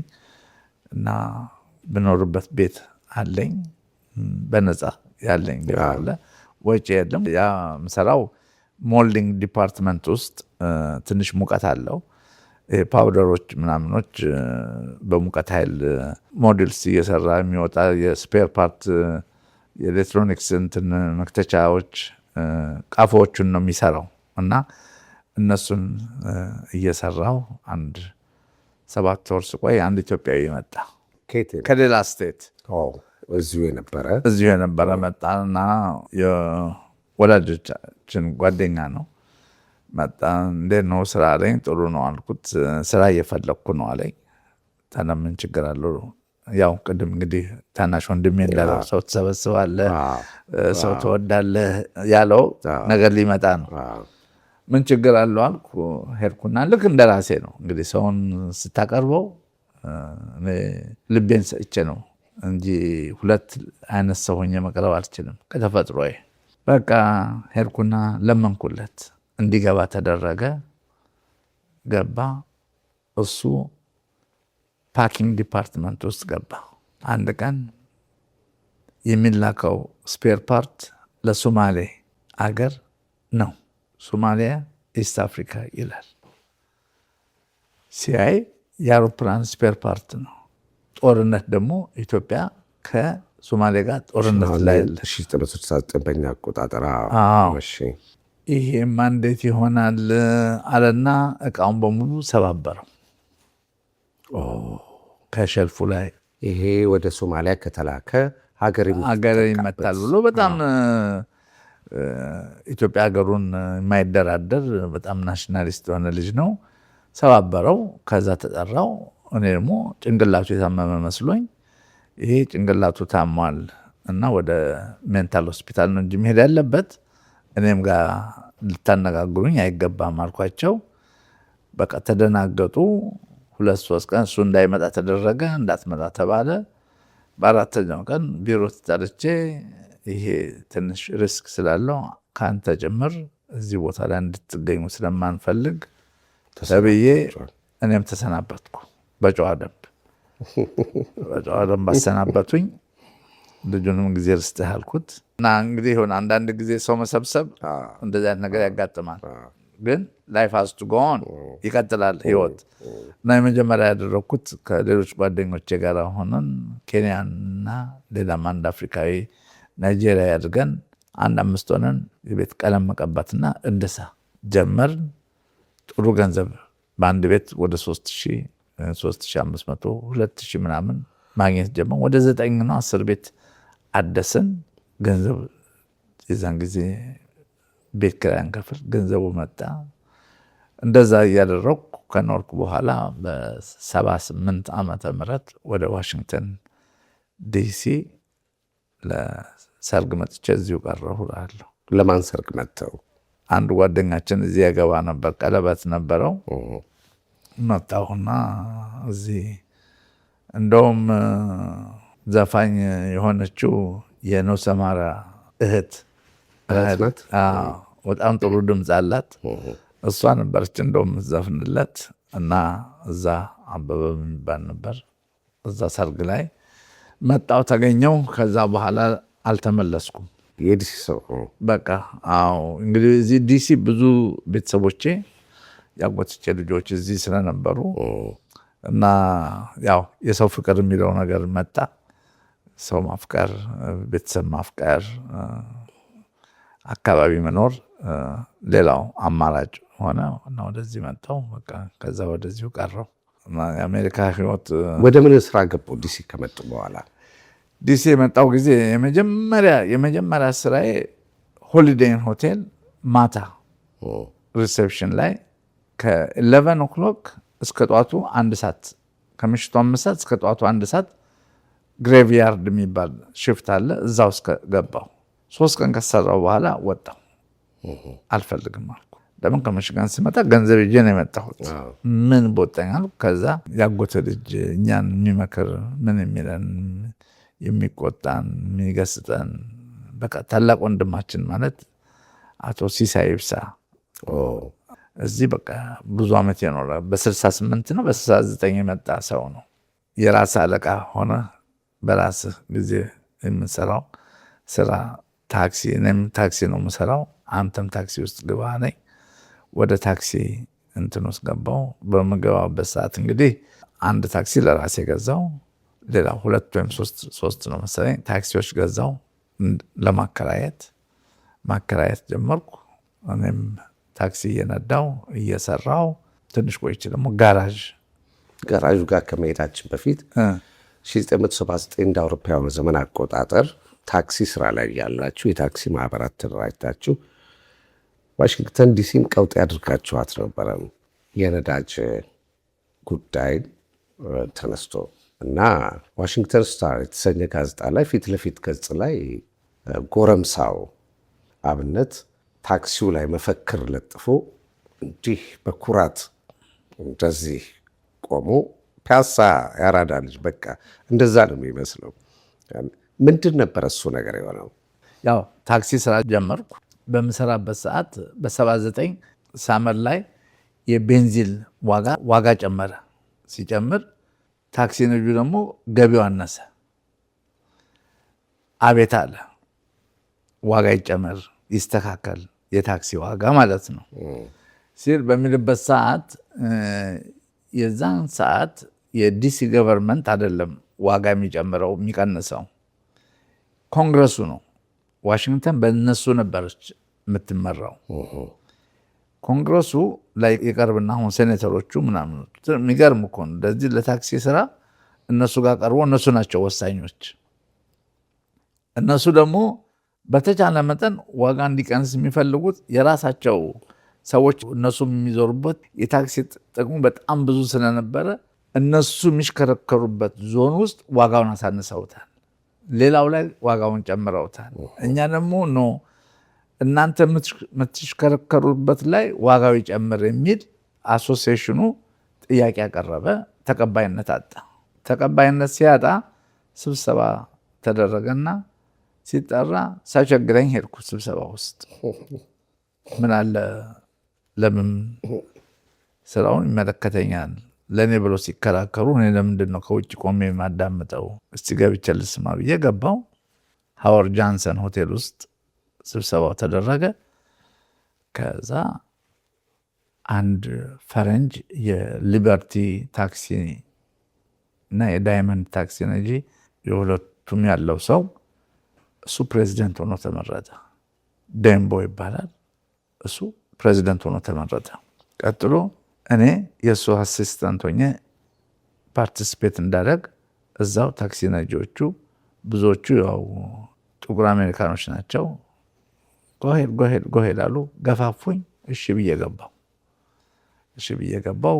ከዛ ቁጭ ብለን ሮድ ማፕ አወጣን። እንዴት አድርገን ነው ተቀባይነት የምናገኘው? ዝም ብለን በመጮህ አይሆንም። ትምህርት መስጠት አለብን እነዚህን ሰዎች እና መጀመሪያ ኮንግረስ ጋር እኔ እየመራኋችሁ ይዣችሁ ልሄድ ብዬ በገዛ እጄ ቃል ገባው። ከኔ ጋር 40 ታክሲ ነጂዎች ተከታትለን ጠዋት ሳይነጋ ኮንግረስ እነሱ አይደል ፈላጭ ቆራጭ፣ እነሱን ነው መጀመሪያ መኮርኮም ያለብን ማስተማር ያለብን ብለን ትልቅ መፈክር ይዤ 10 ሳንቲም ነበር የጨመሩልን እና 10 ሳንቲም ቤንዚን ብር የሆነ 10 ሳንቲም ምን ያደርግልናል? ዋትስ አ ዳይም ወን ጋዝ $1 ፐር ጋለን የሚል መፈክር አሰርቼ ታክሲ ላይ ይዤ እነሱ በር ላይ ዋናው በሩ ላይ ሄጄ ኮንግረስ ያው ፎቶግራፍ ሚዲያ በሙሉ መጥቷል። ኢንተርቪው ሊያደርጉን ሰፍ ብለዋል። እኛም ተዘጋጅተናል። እዛ ቆምን። ከዛ በቃ የካፒታል ሂል ፖሊሶች አሉ የተረገሙ አሁን አይነገርም። ወደኋላ ወስደው ዛሬ ቢሆን ኖሮ አይሮፕላን ውስጥ ከተውን ወደ ሀገራችን ነበር። ደጉ አሜሪካ ግን ያኔ በቃ ምን አደረጋችሁ? አይ ትንሽ ትምህርት ሰጡን። ሁለተኛ እንዳይደግማችሁ እንደዚህ አይነት ነገር ወደ ሀገራችን። ግን ከተማውን ቆላልፋችሁት ነበር እንዴት? እንግዲህ ይሄ የመጀመሪያው ቀኑ ነው። ይሄውን ምንህ የመጀመሪያ ቀኑ ነው። እኛም አንማርም። ወዲያው ማታ ተሰበሰብን። የዕለት ዕለት ተሰበሰብን። እንደዚህ ስላደረጉን ከባድ ትምህርት መስጠት አለብን፣ እነሱ ብቻ አይደሉም ብለን ተወያየን። እዚህ ላይ መጨረሻ አንድ ኢትዮጵያዊ በማያገባው የገባ ለእኔ ሲል የኔ ጓደኛ የሆነ ሴንት ጆዜፍ አብረን የተማርን ምንም የማይመለከተው ከኔ ጎን ተሳለፈ። ታክሲ ሹፌሩ አይደለም፣ ታክሲ ውስጥ የሌለበት፣ ታክሲ ውስጥ ያለ ግን ሌላ ከተማ ውስጥ ያለ ምንም የማያገባው ዲሲ ውስጥ አያገባውም። ግን ያው ከልጅነታችን ጀምረን አብረን ስለነበርን ሴንት ጆዜፍ ከዛ ደግሞ እዚህ ስለተገናኘን ለእኔ ስል መጣ እና ፕላናችን ቁጭ ብለን እንዴት አድገን ነው ከተማውን ቆላልፈን ምንዘጋውና ምናስጮኸው የሚል ፕላን አወጣን። እንግዲህ ዋሽንግተን ውስጥ ብዙ ታናሎች አሉ። አንደኛው ከነቲከት አቨኑ የሚባል አለ፣ በውስጥ ገብተህ የምትወጣበት። አንደኛው ኬ ስትሪት አለ፣ አንደኛው 9th ስትሪት አለ፣ አንደኛው 3rd ስትሪት አለ፣ አንደኛው 12th ስትሪት አለ። እነዚህ እንግዲህ ታናሎቹን ውስጥ ወስደን 50 ታክሲ እዛ ውስጥ ቆልፈን በእያንዳንዱ ልክ ራሽ አወር በሚጀምርበት ሰዓት፣ ትራፊክ በሚነቃነቅበት ሰዓት፣ ከሰዓት በኋላ ከ9 ተኩል እስከ 10 ሰዓት ባለበት ጊዜ ውስጥ ሁላችንም ታክሲውን ሞተሩን ቁልፉን አጥፍተን ቁልፉን ይዘን እንሂድ። ከዛ በኋላ አንድ ከተማው በቃ የተወረረ ከተማ ይመስላል፣ ይቆላለፋል። ምን ተፈጠረ ተብሎ ይባላል፣ ሚዲያ ይጮሃል፣ ህዝቡ ይጮሃል የሚል ወሰንና ያንን ተግባራዊ አደረግን። ከቀኑ 9 ተኩል እኔም በመኪናዬ ይህን ጓደኛዬም በመኪናው መጥቶ እኛ ዲፖን ሰርክል ይሄ ከነቲከት አቨኑ ውስጥ 50 ታክሲ ቆልፈን ጠፋን። በየቦታው እንደዛ ሲሆን ከተማው ፓራላይዝድ ሆነ። የሚነቃነቅ ነገር የለም፣ ምን የለም። ሄሊኮፕተር በሙሉ የፖሊስ ተነሳ። ሲያይ ከተናሩ ውጭ አንድ መኪና የለም፣ ወፍ የለም። ምንድን ነው ብለው እኛ ቆመን እናያለን። ከሩቅ ከተናሉ ወጥተን በቃ በመውጫ በኩል ፖሊሶች እየመጡ አየን። በጉድ ሲመጡ ጭንቅላታቸውን ያዙ። ያ መኪና ለማውጣት ቶትራክ እየመጣ ስንት ቶትራክ ቢመጣ ነው የሚችለው? በቃ ማምሸቱ ነው፣ መንጋቱም ሊሆን ይችላል በየቦታ ያለውን ለማውጣት። ወዲያ በማግስቱ ዋጋ ተጨመረ። ወደ ስራችሁ ግቡ ተባለ እና ይሄ ቅድም ያልኩ ጓደኛዬ ከኔ ጋር የተሰለፈው ፖሊሶቹ መጡ። ሲያዩ ታርጋው የሌላ ከተማ ነው። የማን ነው መኪና ሲሉ የኔ ነው አለ። ምን ልታደርግ እዚህ መጣ? ምን አግብቶ ነው የመጣው ብለው ትንሽ ኮርኮም አልመቱትም። ቲኬት ሰጡት መሰለኝ፣ ከበድ ያለ ቲኬት። መምታት ግን ነበር ያኔ? በፊት ለፊት አይመቱም። እንደ ካፒታል ሂል አይነት ፖሊስ መብታቸው ነው። እነሱ ከባድ ናቸው። እና ያን አድርገን ዋጋው ተጨመረ። ሁሉም ሰው ደስ አለው እና ብዙ መስዋዕትነት ለእነሱም ከፍያለሁ። በጣም አዋጭ ነበር የታክሲ ስራ እዛን ጊዜ። በጣም ገቢው ብዙ ነበረ። አሁን እንግዲህ ምን መሰለህ፣ ታክሲ ስራ ዲሲፕሊን ይጠይቃል። ለሁሉ ነገር ዲሲፕሊን ነው የመጀመሪያው ነገር። ታክሲ ሰራ ምን ሰራ ዲሲፕሊን ከሌለህ ዋጋ የለውም። እኔ እዛን ሰዓት ከሌሊቱ 11 ሰዓት ነው የምወጣው። ሁሉም ሰው ያውቀኛል። ከሌሊቱ 11 ሰዓት ወጥቼ እስከ ማታ ድረስ ነው የምሰራው። በዛ ላይ እቁብ አለ። በሳምንት 500 ብር ነው የምንጥለው። ኢትዮጵያውያን ተሰባስባችሁ? ታክሲ ነጆች ኢትዮጵያኖች ተሰባስበን 500 ብር እንጥላለን። በዛ ላይ የመጣ ሪፊጂ በጠቅላላ በሳምንት ተሰብስበን 100 ብር እንደዚህ ያዋጣ እነሱን እንረዳለን። ለአዲስ መጤዎቹ፣ ለታመመ ሰው የቤት ኪራይ ምን ሁሉ እንችላለን። የራሳችን ቤት ኪራይ አለ። ኑሯችን ዘንጠን ነው የምንሰራው፣ ዘንጠን ነው የምንወጣው። ግብዣ አለ፣ ምን አለ። ህይወታችን በጣም ጥሩ ህይወት ነው። ጥሩ ቤት ነው የምንኖረው እና ከአዲስ አበባ የጀመርነው ህይወት ይቀጥላል እንጂ እንዲወርድ አላደረግንም። በፍጹም ልናወርዶ አንችልም። ህይወታችንን ምንም ነገር ሊቀይረው አይችልም። እያደግን ነው እንጂ የምንመጣው፣ እየወረድክ አትመጣም። እና ለዚህ ሁሉ ግን ዲሲፕሊን ነው እና ብዙ ሰዓት እሰራ ነበረ። ከዛ በኋላም ታክሲዎቹን ትቼ ወደ ፓርኪንግም ገባው። ከዛ በኋላ ደግሞ ፓርኪንጉም ያው ብዙዎቹ የሴንት ጆሴፍ ልጆች ጋር አብረን ነበር ምንሰራው ተቀጥረን። ከዛ 1 ዓመት ከሰራ በኋላ በቃ ፓርኪንግም ያኔ ደህና ብር ይታጨቅበት ነበር ይባላል። ማለት ከደሞዙ ውጭም ይሰራበት ነበርና የሚገርም ነገር እኔ በነበርኩበት ሰዓት ብዙ ኢትዮጵያኖች ከኔም ጋር ይሰሩ ነበር በኔ ስር። እኔ መጨረሻ አንድ ግሪክ ነበር እንደ አሲስታንት ማኔጀር አደረገኝና ከዚህ ከካሽየርነት ውጭ እነሱም ነበር የምቆጣጠረው እና አልጨክንም ነበር። አውቃለሁ እንደሚካሄድ ግን አሁን ዛሬ ጀምሮ ብዙ ወዳጆች አሉኝ ድሮ በኔ ስር ሲሰሩ የነበሩ እና ከዛ በቃ ወደ ኢትዮጵያ ልሄድ ብዬ በራሴ ተነሳሽነት ማንም ጓደኞቼ ተው ይቅርብ ሲሉ ደርግ አልወደቀም። 1 ዓመት ተኩል ሲቀሩ ሚክስድ ኢኮኖሚ የሚባል ነገር ሲጀምሩ ቅይጥ ኢኮኖሚ የዛን ጊዜ ተነስተን ከብዙ ኢትዮጵያኖች ጋር 12 ሆነን ነው የገባ ነው እና ገባን። አባቱ ነበሩ? ኖ የዛን ጊዜ እናቴም አባቴም አርፈዋል። ስለዚህ አልመጡም። በመሀል አልመጣሁም። ለመጀመሪያ ጊዜ ከ17 ዓመት በኋላ አልተገናኛችሁም? አልተገናኘን። እሱም ወደዚህ አልመጡም። በቃ የመጨረሻ የኔና የአባቴ የእናቴም ኤርፖርት ቦሌ ነው እና የሚቆጨኝ ነገር በህይወቴ ብዙ ነገር አይቆጨኝም። ባይዘው ሁሉን ነገር ማደርገው አምኜበት ነው ማደርገው አንድ ነገር ሳደርግ እንጂ ነገር ለምቆጭበት ዛሬ የምሰራው ስራ የለም ምንም ነገር። የሚቆጨኝ ነገር ግን በህይወቴ ለእናት አባቴ የደረስኩበት ደረጃ ደርሼ እነሱን አስመጥቼ እንዲዝናኑ በተራቸው ወይም በሕክምናም በምንም የአቅሜን እንኳን ባደርግ ኖሮ ደስ ይለኝ ነበር። ባለማድረግ ያዝናለሁ። እድለኛ አልነበርኩም ማለት ነው። እግዚአብሔር በሁሉም በኩል እድል አይሰጥም። ስለዚህ በተቻለ መጠን የአባቴንም ሞት የተረዳሁት እዚህ ነው። የእናቴንም ሞት የተረዳሁት እዚሁ አገር ውስጥ ሆኜ ነው። አቶ ብስራትም አልሄዱም? ማናችንም አልሄድንም።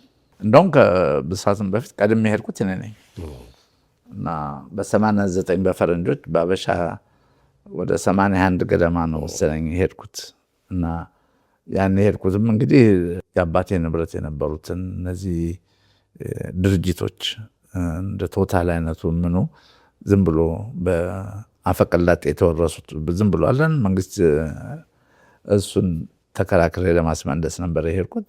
ያው ተሳክቶ አንዱን አስመልሻለሁ። ሼል የሚባል ደግሞ አለ ራስ ሆቴል ጎን ያለ እሱ ደግሞ በኑዛዜው አባቴ ለሴቶቹ ልጆች ነው እንዲከፋፈሉ ያደረገው። ግን እሱ ተጀምሮ እንግዲህ ሴቶቹም የአቅም ጉዳይ አለ ምን አለ የኩባንያውም ጥንካሬ አንዴ መንግስት ወርሶ ለኔ ሰጥቶኛል የሚል ነገር አለ። ስለዚህ እዛ ውዝግብ ውስጥ እኔ አልገባሁም። ቶታልን ግን ተከራክሬ ብዙ ውጣ ውረድ ላይ ደርሼ አስመልሻለሁ። አባቴ ከዚህ በፊት ለራስ መስፍን የሸጡትን ቤት መልሼ ገዛሁት። ከቤተሰቦቻቸው? ለአንድ ልጃቸው ተሽጦ ነበረ። ራስ መስፍን የገዙት ለልጃቸው ነበረ።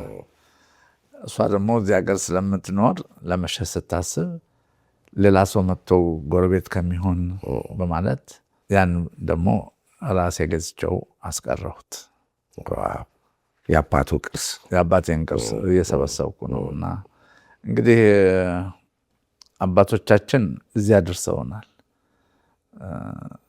ሁሉ ነገር አልጋ በአልጋ ሆኖ አይደለም እነሱ እዚህ የመጡት። ስንረከብም ስንቀጥልም ደግሞ እንደዚሁ አልጋ በአልጋ ሆኖ አይደለም የቀጠል ነው። ውጣ ውረድ አለው ህይወት። ስለዚህ ያን በመሰለ ሁኔታ ነው እንግዲህ ያለሁት። ክቡራትና ክቡራን ተመልካቾቻችን ካፍታ ቆይታ በኋላ እንደገና ተመልሰን እንመጣለን። በያላችሁበት ጠብቁ። አብነትና ሼህ መሐመድ አሊ አላሙዲ የመጀመሪያው ግንኙነትና ትውውቃችሁ ምን ይመስል ነበር?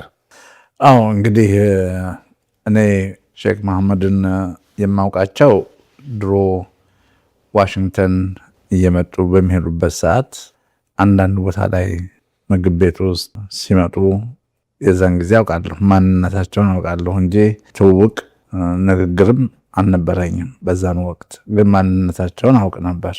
ከዛ በፈረንጅ አቆጣጠር በ1988 የኢትዮጵያ እግር ኳስ በአሜሪካ በተደረገው ውድድር ላይ የክቡር አቶ ይድነቃቸው ተሰማ ልጅ አቶ ታደለ ይድነቃቸው የክብር እንግዳ ሆኖ እንዲመጡ ጋብዤ በመጡ ጊዜ የዛን ጊዜም እሳቸው ከተማ ውስጥ እንደነበሩ አውቅ ነበረ።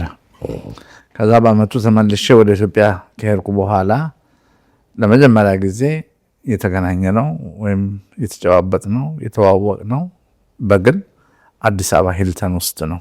ሂልተን ሆቴል ታሪካዊው ሂልተን ማለት ነው። እና የዛን ጊዜ ነው የተዋወቅ ነው። ሌላም ወዳጅ አብዲ ሁሴን የሚባል ነበረ፣ ከዚህ ሄደ፣ እሱም እዛ ነበረ። እና እሳቸው በመጡ ጊዜ አቶ ታደለ በደንብ አድርጎ አስተዋወቀኝ። ከዛ እሳቸውም የብዙ ሰው ወዳጅ ነበሩ። ሁሉም ሰው እዛ ሂልተን መጥቶ ይገናኛሉ። አንዱም የማውቀው ከዚህም አጋጣሚ በአንድ ጊዜ ሄድን ሰዎች ነበሩ። እዛም ላይ እየተገናኘን አዲስ አበባ ሂልተን አንድ ቀን ማታ ጠርተውኝ ጠየቁኝ እና ስለኔ ባጭሩ ነገርኳቸው። እሳቸውም የሚያውቁትን ያህል ያውቃሉ። ከዛ ምንድን ነው የምታስበው አሉኝ። አይ የመጣሁበትን ጉዳይ ነገርኳቸው። የአባቴን ንብረቶች ለማስመለስ ነው የመጣሁት። አሁን ደግሞ ተመልሼ እንግዲህ ህይወቴን እቀጥላለሁ አልኳቸው። አይ ለምን እዚሁ ቆይተህ ከኔም ጋር ትሰራለህ፣ ጉዳይህንም ትጨርሳለህ በቅንነት ያንን ሀሳባቸውን አቀረቡልኝ። እኔም ደግሞ ስለሳቸው ቀደም ብዬ የማውቀው ደግነታቸውን፣ ጥሩነት፣ ከሰው ጋር አብሮ የመስራት ምናምን ሁሉም ጓደኞቼ ይነግሩኝ ነበርና ያን እድል ሳገኝ በደስታ ተቀብዬ ከዛ ጀምሮ እንግዲህ ለ32 ዓመት ገደማ ሳናቋርጥ በጣም ቅርብ በመሆን በወዳጅነት፣ በወንድማማችነት፣ በቤተሰብነት ቆይተናል። እንደው ስም መዘርዘር አያስፈልገኝም፣ ግን እና አቶ ታደለ እና አቶ መሸሻና ሌሎችም የሼሁ የስራ ሸሪኮችና የጥቅም ተጋሪዎች ገና በጊዜ ነው የተለያዩት። ከሼሁ ጋር ጥብቅ ግንኙነት የነበራቸው ዙሪያቸውን የከበቧቸው ሰዎችም ገለል እንዲሉ ተደርገዋል። በእነዚያ አፍሊያ ጊዜያት የእርሶ ቦታ የእርሶ ሚና ምንድን ነበረ? ከሼሁ ጋር ነበሩ? ገለልተኛ ነበሩ ወይስ የጉዳዩ አካል ነበሩ? ብዙ እንትኖች ነበሩ።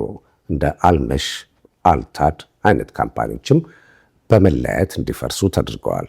ሌሎችም በዙሪያቸው የነበሩ በስም በጣም የሚታወቁ የሼሁ ወዳጆች ናቸው ይባሉ የነበሩ ግለሰቦች ተበትነዋል። እርስዎ እዚህ ውስጥ የት ቦታ ጥግ ዳር ይዘው ነው የቆሙት ወይስ ጉዳዮች ውስጥ ነበሩባቸው? ለማስማማት እንግዲህ አቶ ታደለ ናቸው እርሶን ከሼሁ ጋር ያገናኙት፣ ያስተዋወቁት፣ ያጨባበጡት። ችግሩን ለመፍታት የእርሶ ሚናም አልነበረበትም ወይ ለማለት ነው? እንግዲህ ግልጽ እንዲሆን የምፈልጋቸው ነገሮች አሉ። አንደኛ እኔ ወደኋላ የመጣው ሰው ነኝ። ከዛ በፊት ነው የነሱ ወዳጅነት የተመሰረተው ኢትዮጵያ ውስጥ። እኔ ውጭ በኖርኩበት ሰዓት እነሱ ወዳጅነታቸው ከድሮ ጀምሮ ነው። እኔ በኋላ የመጣው ሰው ነኝ። ብመጣም ግን ሳይድ ልወስድ አልፈለግኩም በምንም መንገዱ። ለምን ከኔ በለጠ የሚተዋወቁት እነሱ ናቸው። ነገር ግን ደግሞ እጅና እግሬን አጥፌ ዳር ሆኜ ለማየትም አልፈለግኩም። በተቻለ መጠን የሚስማሙበትን በጎ ነገር እንዲፈጠር ለማድረግ ሞክሬያለሁ። የተሰጠኝ መልስ አለ። ሰብሰብ ብለህ ተቀመጥ፣ እዚህ ውስጥ አትግባ፣ እኛ መሀል አትግባ የሚል መልስ ሲመጣ፣ ያም ቢሆን ግን እንደዛ አይነት መልስም ቢሰጠኝ ሁልጊዜ በሁለቱ መካከል ጥሩ ነገር እንዲፈጠር የምሞክረው ነገር ነበረ። ሳይድ ወስጄ ወይም ተደርቤ አልሸሸሁም ከማናቸውም ጋር። ከእሳቸው ጋር ያለኝ በመከባበር በፍቅር ያለው ግንኙነት እንደቀጠለ ሆኖ ከሌሎቹ ጋር ደግሞ የነበረኝ የወንድማማችነት ነገር እንዲሁ ሊፋቅ የሚችል ነገር አይደለም። በመካከላችን በጣም ጠንካራ የሆነ አንድነት ከቤተሰብ ጀምሮ የመጣ ነገር አለ። ያ ዛሬ ሳይድ ወስጄ ዞር ብል ነገም እኔ ላይ ይመጣል። ስለዚህ ያን ታሳቢነት በማድረግ በተቻለ መጠን ፍቅር ቢመሰረት ደስታዬ ነበር። ፍቅር ሳይመሰረት ግን በተለያዩበት ሰዓት እንዳይጎዳዱ በተቻለ መጠን ተከባብሮ ተራርቆም ቢሆን በመከባበር እንዲኖሩ የሞከርኩት ነገር ነበር። ያው እሳቸውም ጊዜ ርስጥልኝ አንዳንዴ ያዳምጣሉ፣ ይሰማሉ፣ እንትን ይላሉ። ግን ክፋት ውስጣቸው ውስጥ አልነበረም። እኔ በማውቃቸው ሰዓት ለነዛም ቢሆን አንዳንድ ጊዜ የሚናገሩት ነገር የሚያስቡት ነገር ጥሩ በጎ ነገር ነበር እና ሌላው እንግዲህ በውስጣቸው ያለው የራሳቸውን ታሪክ እነሱ ይናገሩ። እኔ ግን እስከማውቀው ድረስ ግን ሳይድ ወስጄ ደርቤ የጣለኋቸው ወይም ያኮረፍኳቸው ሰዎች የሉም። በተቻለ መጠን ግን ስምምነት ቢመጣ ብዬ የራሴን የሞከርኳቸው መንገዶች ነበሩ። የእርሶና የሼሁ ወዳጅነትና ግንኙነት 3 አስርት ዓመታትን የዘለቀ ነው። እንዲያውም አሁን ሲነግሩኝ 32 ዓመት ቀላል ዕድሜ አይደለም። የአንድ ጎረምሳ የአንድ ወጣት ዕድሜ ነው። በመሀል የተፈጠሩ በእነዚህ 32 ዓመታት ውስጥ በመሀል የተፈጠሩ በመካከላቸው እግጭጓዎች አልነበሩም? ይህን ያህል ዕድሜ እንዴት ልዘልቁ ቻላችሁ? ረጅም ዕድሜ ነው። 32 ዓመት መስራት፣ ወዳጅነት፣ አልፎ ተርፎ ቤተሰብነት፣ ቤተሰባዊ ግንኙነት ነው የመሰረታችሁትና እንዴት እንደዚህ 32 ዓመት ያለ ኮሽታ እንዴት መጣችሁ? ያው እንግዲህ እኔ የራሴን ፓርት መናገር የምችለው እና እኔ በታማኝነት በመከባበር በፍቅር ላይ የተመሰረተ ስለሆነ እሳቸውም ለእኔ ያላቸው አክብሮት፣ እምነት፣ ታዛዥነት እኔ ለእሳቸው ሁልጊዜ ታዛዥ በመሆን በመቅረብ በመካከላችን እንደዚህ የከረረ ነገር አንድም ቀን ተፈጥሮ አያውቅም። ያው ከመጀመሪያው ጀምሮ እሳቸው የስራ እድሉንም ሰጡኝ። እንደገና ብዙ ስራዎች እንድሰራ የመጀመሪያውም የስራ እድል ሲሰጡኝ በእምነት ወደ መድኃኒት ማምረቻው ፋብሪካ እንዲመሰረት ብለው ከስክራች ጀምሮ እንድሰራ አድርገው ያን ከጀመርኩበት ጊዜ ጀምሮ በተሰጠኝ ስራዎች ላይ ሁሉ ጥሩ ስራ በመስራት በታማኝነት ለእሳቸው የሚገባውን ክብር እንዲያገኙ እንዲከበሩ የእሳቸው ልፋት ጥረት መሬት እንዳይወድቅ ለምን እሳቸው በዓለም ላይ ብዙ ቦታ ላይ የሚንቀሳቀሱ የሚሰሩ ሰው ስለሆነ ባላቸው አቅም ደግሞ ለሀገር በሚሞክሩ ሰዓት ደግሞ ላለመሳፈር በሚደረገው ነገሮች ላይ ሁሉ ጥሩ ግንኙነት ስለነበረን ግንኙነታችን እየጠነከረ በየጊዜው እንደ ቤተሰብ እንደ ወንድም እሳቸው ሳገባም ቆመው የዳሩኝ ሰው ናቸው። እኔም ደግሞ በተለይ እሳቸው ሲያገቡ ቆሜ የዳርኳቸው ሰው ነኝ እና በጣም የተቀራረበ በቢዝነስ ሽርክና ብቻ ሳይሆን በወንድማማችና በቤተሰብነት መሀል የተመሰረተ ስለሆነ አልፎ ተርፎ ልጆቻችን ጓደኛሞች የሆኑበት ወቅት ሁሉ ስለነበረ ያ የቤተሰብ እንትኑ እየጠነከረ የመጣበት ስለነበር እና 32 ዓመት ማለት ቅድም እንደተናገርኩ የሰው እድሜ ነው እና ቀላል ጉዞ አይደለም የተጓዝ ነው። ብዙ ውጣ ውረዶችን አይተናል እና ቀላል ነገር አይደለም። በመካከላችን ያሳለፍናቸው እንደዚሁ በአንድ ቀን ውይይት ብቻ አይደለም። በጣም ብዙ መንገዶች የተጓዝን ሰዎች ነን እና ሁሉ ነገር ደግሞ ተመቻችቶ የመጣ ሳይሆን እንዲመቻች አድርገን እሳቸውም ባለኝ አቅም ብዙ የሰራን እና ከፍተኛ የሀገር ባለውለታ ናቸው። እስቲ አንድ ነገር ልጠይቀው፣ ለተከታታይ ጥያቄዎቼ አመቺ እንዲሆን ነው። ብዙዎች እንግዲህ አድራጊዎች፣ ወዳጆች አሉት። እንደገና ደግሞ በተቃራኒው ከከርሶ የቆሙ አሉ። እችን ጥያቄ እናንሳትና ወደ ሌሎቹ ፈቺ ነገሮች እንመጣለን። ያለ ሼህ መሐመድ አላሙዲ አብነት ብቻውን ቺስታ ነው የሚሉ ሰዎች አሉ። እንደዛ ኖት? እንግዲህ እኔነቴን አውቃለሁ። ሀብታም ነኝ፣ ቺስታ ነኝ ለማለት ራሴን ማውቅ ሰው ነኝ። ዋና እኔ ሀብታም ነኝ። የሰው ሀብት አለኝ። የሰው ሀብት ከገንዘብ ሀብት ይበልጣል። የሰው ሀብት ነው የሚበልጠው እና ራሴን በገንዘብ አይደለም የምለካው። እኔ ራሴን በገንዘብ ለክቼው አላውቅም። በገንዘብ እቃ አይደለሁም። ይህን አክል አወጣለሁ እና ይህን ነኝ ብዬ ለመናገር ፈቃደኛም አይደለሁም፣ ተገቢም አይመስለኝም። እስኪ ከቦሌ ታወርስ ኩባንያ 40% የባለቤትነት ድርሻ እንዳሉት ይታወቃል። ሌላስ? ከሚድሮክ ኢትዮጵያ ቢዝነስ ግሩፕ እንግዲህ በስሩ ብዙ ኩባንያዎች አለው። የባለቤትነት ድርሻ የገቢ ምንጭ የሚያገኙበት ሌላ ኩባንያ አለ? አዎ እንግዲህ ምን አለ መሰለህ፣ እኔ በምሰራበት ሰዓት በሚድሮክ ግሩፕ ውስጥ ሰርቼ አላውቅም። ሚድሮክ ኢትዮጵያ ነው የሚባለው። ሚድሮክ ግሩፕ የሚል አሁን ትናንት የተወለደ ድርጅት ነው እንጂ ሚድሮክ ኢትዮጵያ እሱ እኔን አይመለከትም። የኢትዮጵያ እናት ኩባንያው ሚድሮክ ኢትዮጵያ የሚለው ነው የሳቸው እና እዛ ውስጥ ሰርቻለሁ። እንግዲህ አንዱ ቅድም ያልከው ቦሌ ታወርስ ከሚድሮክ ኢትዮጵያ ጋር ምንም ግንኙነት የለውም። ምንም ግንኙነት የለውም። ይሄ አንደኛ የተጋጨ አይነት ስዕል የተሰራ ነው ያስቸገረው። አሉ የሚሉትም ይሄ ነው። 60% የሼሁ 40% ያቶ አብነት ስለሚባል እንግዲህ ምንድን ነው መጀመሪያ ቦታውን የወሰድኩት እኔ ነኝ። ልገነባ ባልኩበት ሰዓት እሳቸው 60% እኔ 40% ሆነን ቦታውን ከወሰድኩ ከ2 ዓመት በኋላ ቦሌ ታወርስ የሚለውን ኩባንያ መሰረትን። 60 እሳቸው 40 ነኝ። በዛ መሰረት ነው ስራው የተጀመረው። እንግዲህ የዛን ጊዜ መሬቱ ሙሉ በሙሉ በእኔ ስም ነው ከመጀመሪያው። በኋላ ነው እሳቸው ወደ ሼር ኩባንያ ውስጥ የገቡት። ያ እንደጠበቀው ሆኖ ሌላ እና እሳቸው በሚድሮክ ኢትዮጵያ ውስጥ ባሉ ኩባንያ ውስጥ ምንም አይነት ሼር የለኝም። በአጠቃላይ ከሚድሮክ ኢትዮጵያ ያገኙት የነበረው ድርሻና ጥቅማጥቅም ባጭሩ መግለጽ ይቻላል?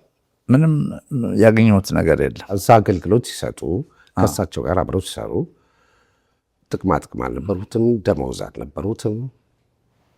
ያው እንግዲህ ተቆራጭ ደመወዝ ተብሎ የተመደበልኝ አለ።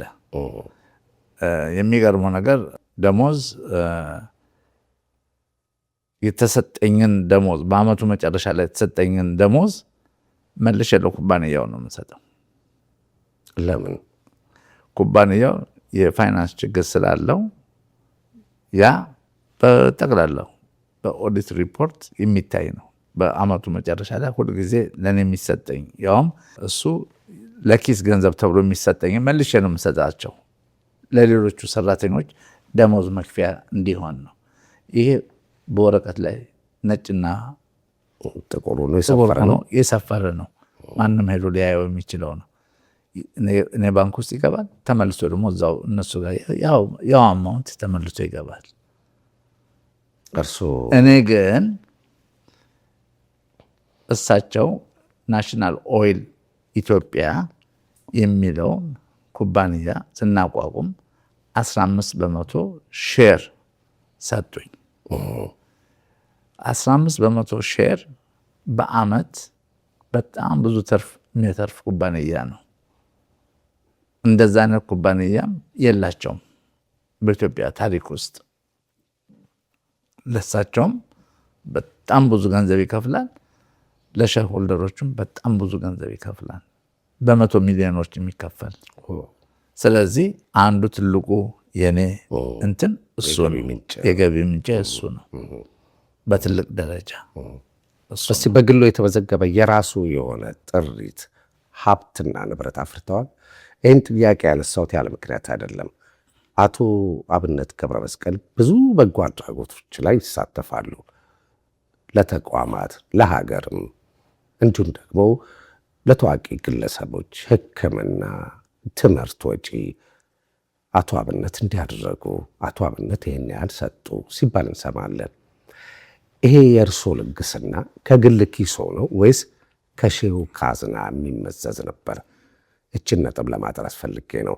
ምክንያቱም አቶ አብነት ሰጡ፣ ለገሱ፣ እንዲያደረጉ በተባለ ቁጥር ምን የሱ ገንዘብ አይደለም ከሼሁ ካዝና የሚወጣ ነው የሚባሉ ነገሮች ስላሉ ነው። ይህን ለማጥራት ነው። ትክክል ነው። ሁለት መልክ አለው። አንዳንዱ የሚሰጠው ገንዘብ እሳቸው አዘው የምሰጠው ነው። ለምሳሌ ለትልቅ ድርጅቶች፣ ለተማሪዎች፣ ለሕክምና በብዛት የሚሰጠው እሳቸው ባዘዙት መሰረት የሚወጣ ወጪ ነው። የእሳቸው ገንዘብ ነው። የራሴ ደግሞ ገንዘብ አለኝ። የራሴ ገንዘብ እንዴት እንደሚመጣ ቅድም ነግሬሃለሁ። ከዛም አልፎ ተርፎ የራሴ የሆነ የገቢ ምንጭ ሌላ ቦታ ሊኖረኝ ይችላል። እኔ ስለሌላ ሰው ገንዘብ እሳቸው ይህን ሁሉ ነገር ሲያደርጉ ኬታ መጡ ብዬም አልጠይቅም። አንደኛ ሰው ባይኖሩ አይሰጥም፣ ካለው ነው የሚሰጠው። እኔም ስላለኝ ነው የምሰጠው። የእኔ አወጣጥ ግን እሳቸው ስጥ ሲሉኝ በደረሰኝ በቼክ ነው የምጽፈው። ሁሉ ነገር በብላክ ኤንድ ዋይት ሪፖርት አደርጋለሁ። ለማ ምን እንደተሰጠ፣ ለሕክምና ምን እንደወጣ። ለምሳሌ ለተለያዩ የመንግስት ድርጅቶች የሚወጣ በጣም ብዙ ገንዘብ አለ።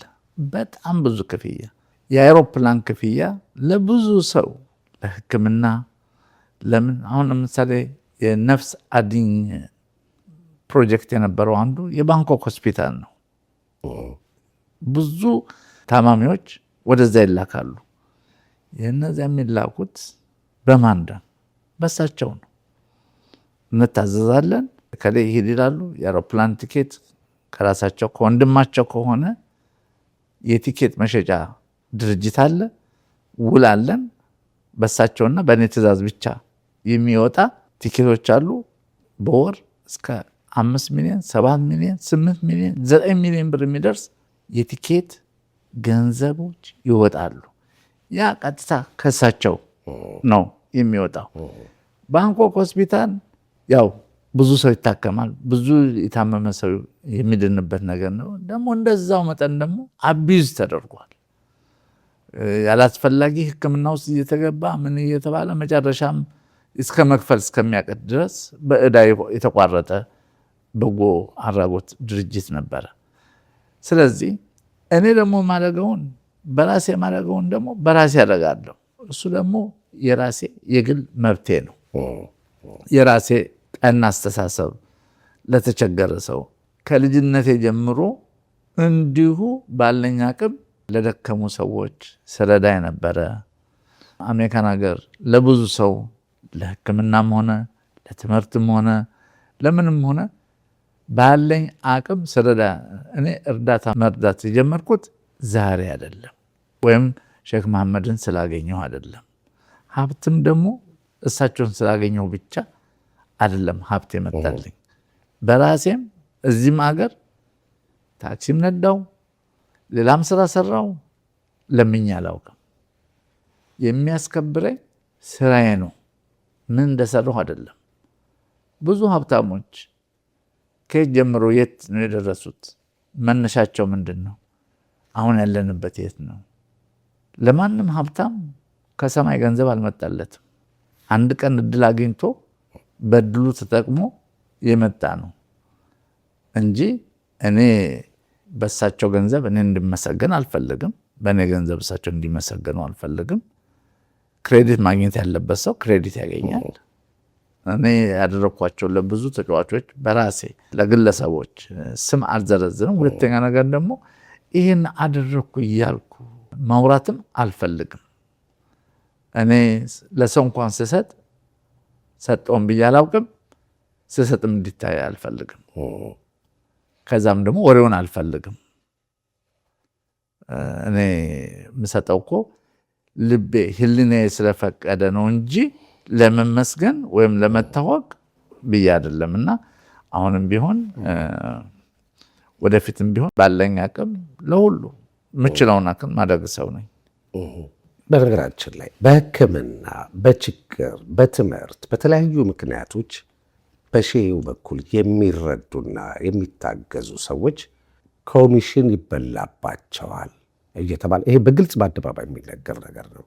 የተረጂዎችን ጉዳይ ወደ ሼሁ የማድረስና የማስፈጸም አቅም ያላቸው ሰዎች ከተረጓሚዎቹ ላይ ኮሚሽን ይወስዳሉ፣ ፈርቅ ይይዛሉ፣ ወይም ጥሩ ቤትና መኪና ይገዛለት የተባለን ሰው እንደው እንደ ነገሩ የሆነ ቤትና መኪና ሰጥተው ይሸኛሉ እዛ አካባቢ ያሉ ሰዎች ይባላል።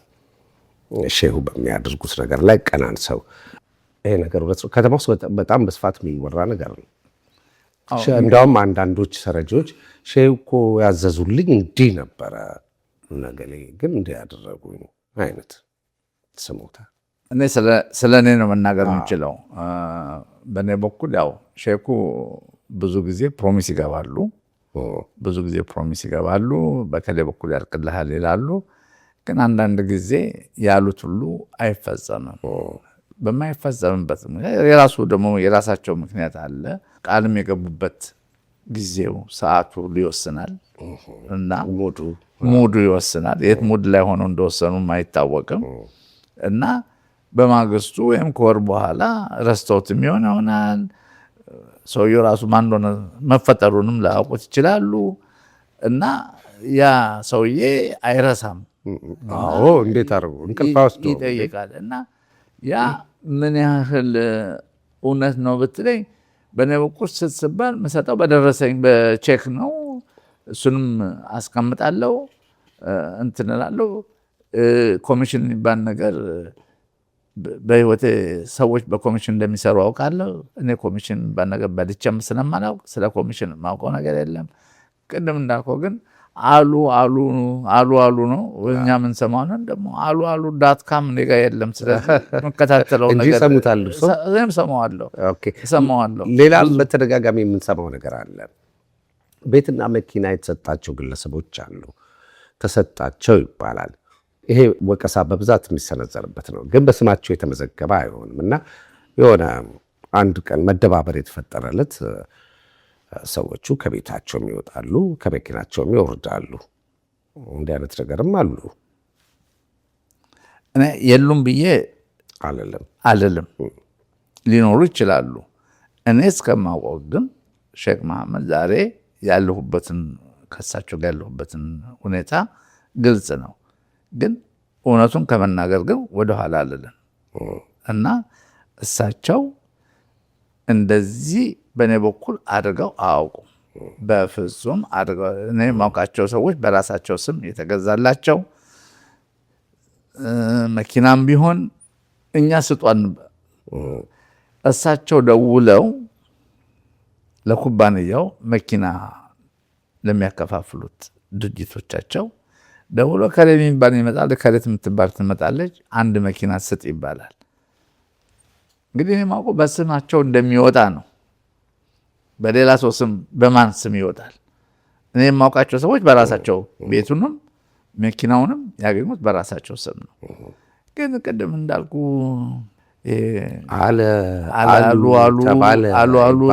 ተባለ አሉባልታ ውስጥ ለእኔም አይቀርም፣ ለማንም ጥሩም ለሰራውም መጥፎ ለሰራው እኩል ስለምንፈጭ ምንም ማድረግ አይቻልም። እውነቱን እግዚአብሔር ነው የሚያውቀው። አቶ አብነት የለቀቁት በገዛ ፈቃዳቸው ሳይሆን የተጣለባቸውን ኃላፊነት መወጣት ስለተሳናቸው በሼሁ ውሳኔ ከስልጣናቸው እንዲነሱ ተደርጓል የሚሉ ሰዎች ሲኖሩ ወይም ወገኖች፣ እርሶ ደግሞ ከሚድሮክ ኢትዮጵያ ኩባንያዎች ዋና ስራ አስፈጻሚነት የተነሳሁት ራሴ ነኝ ይላሉ።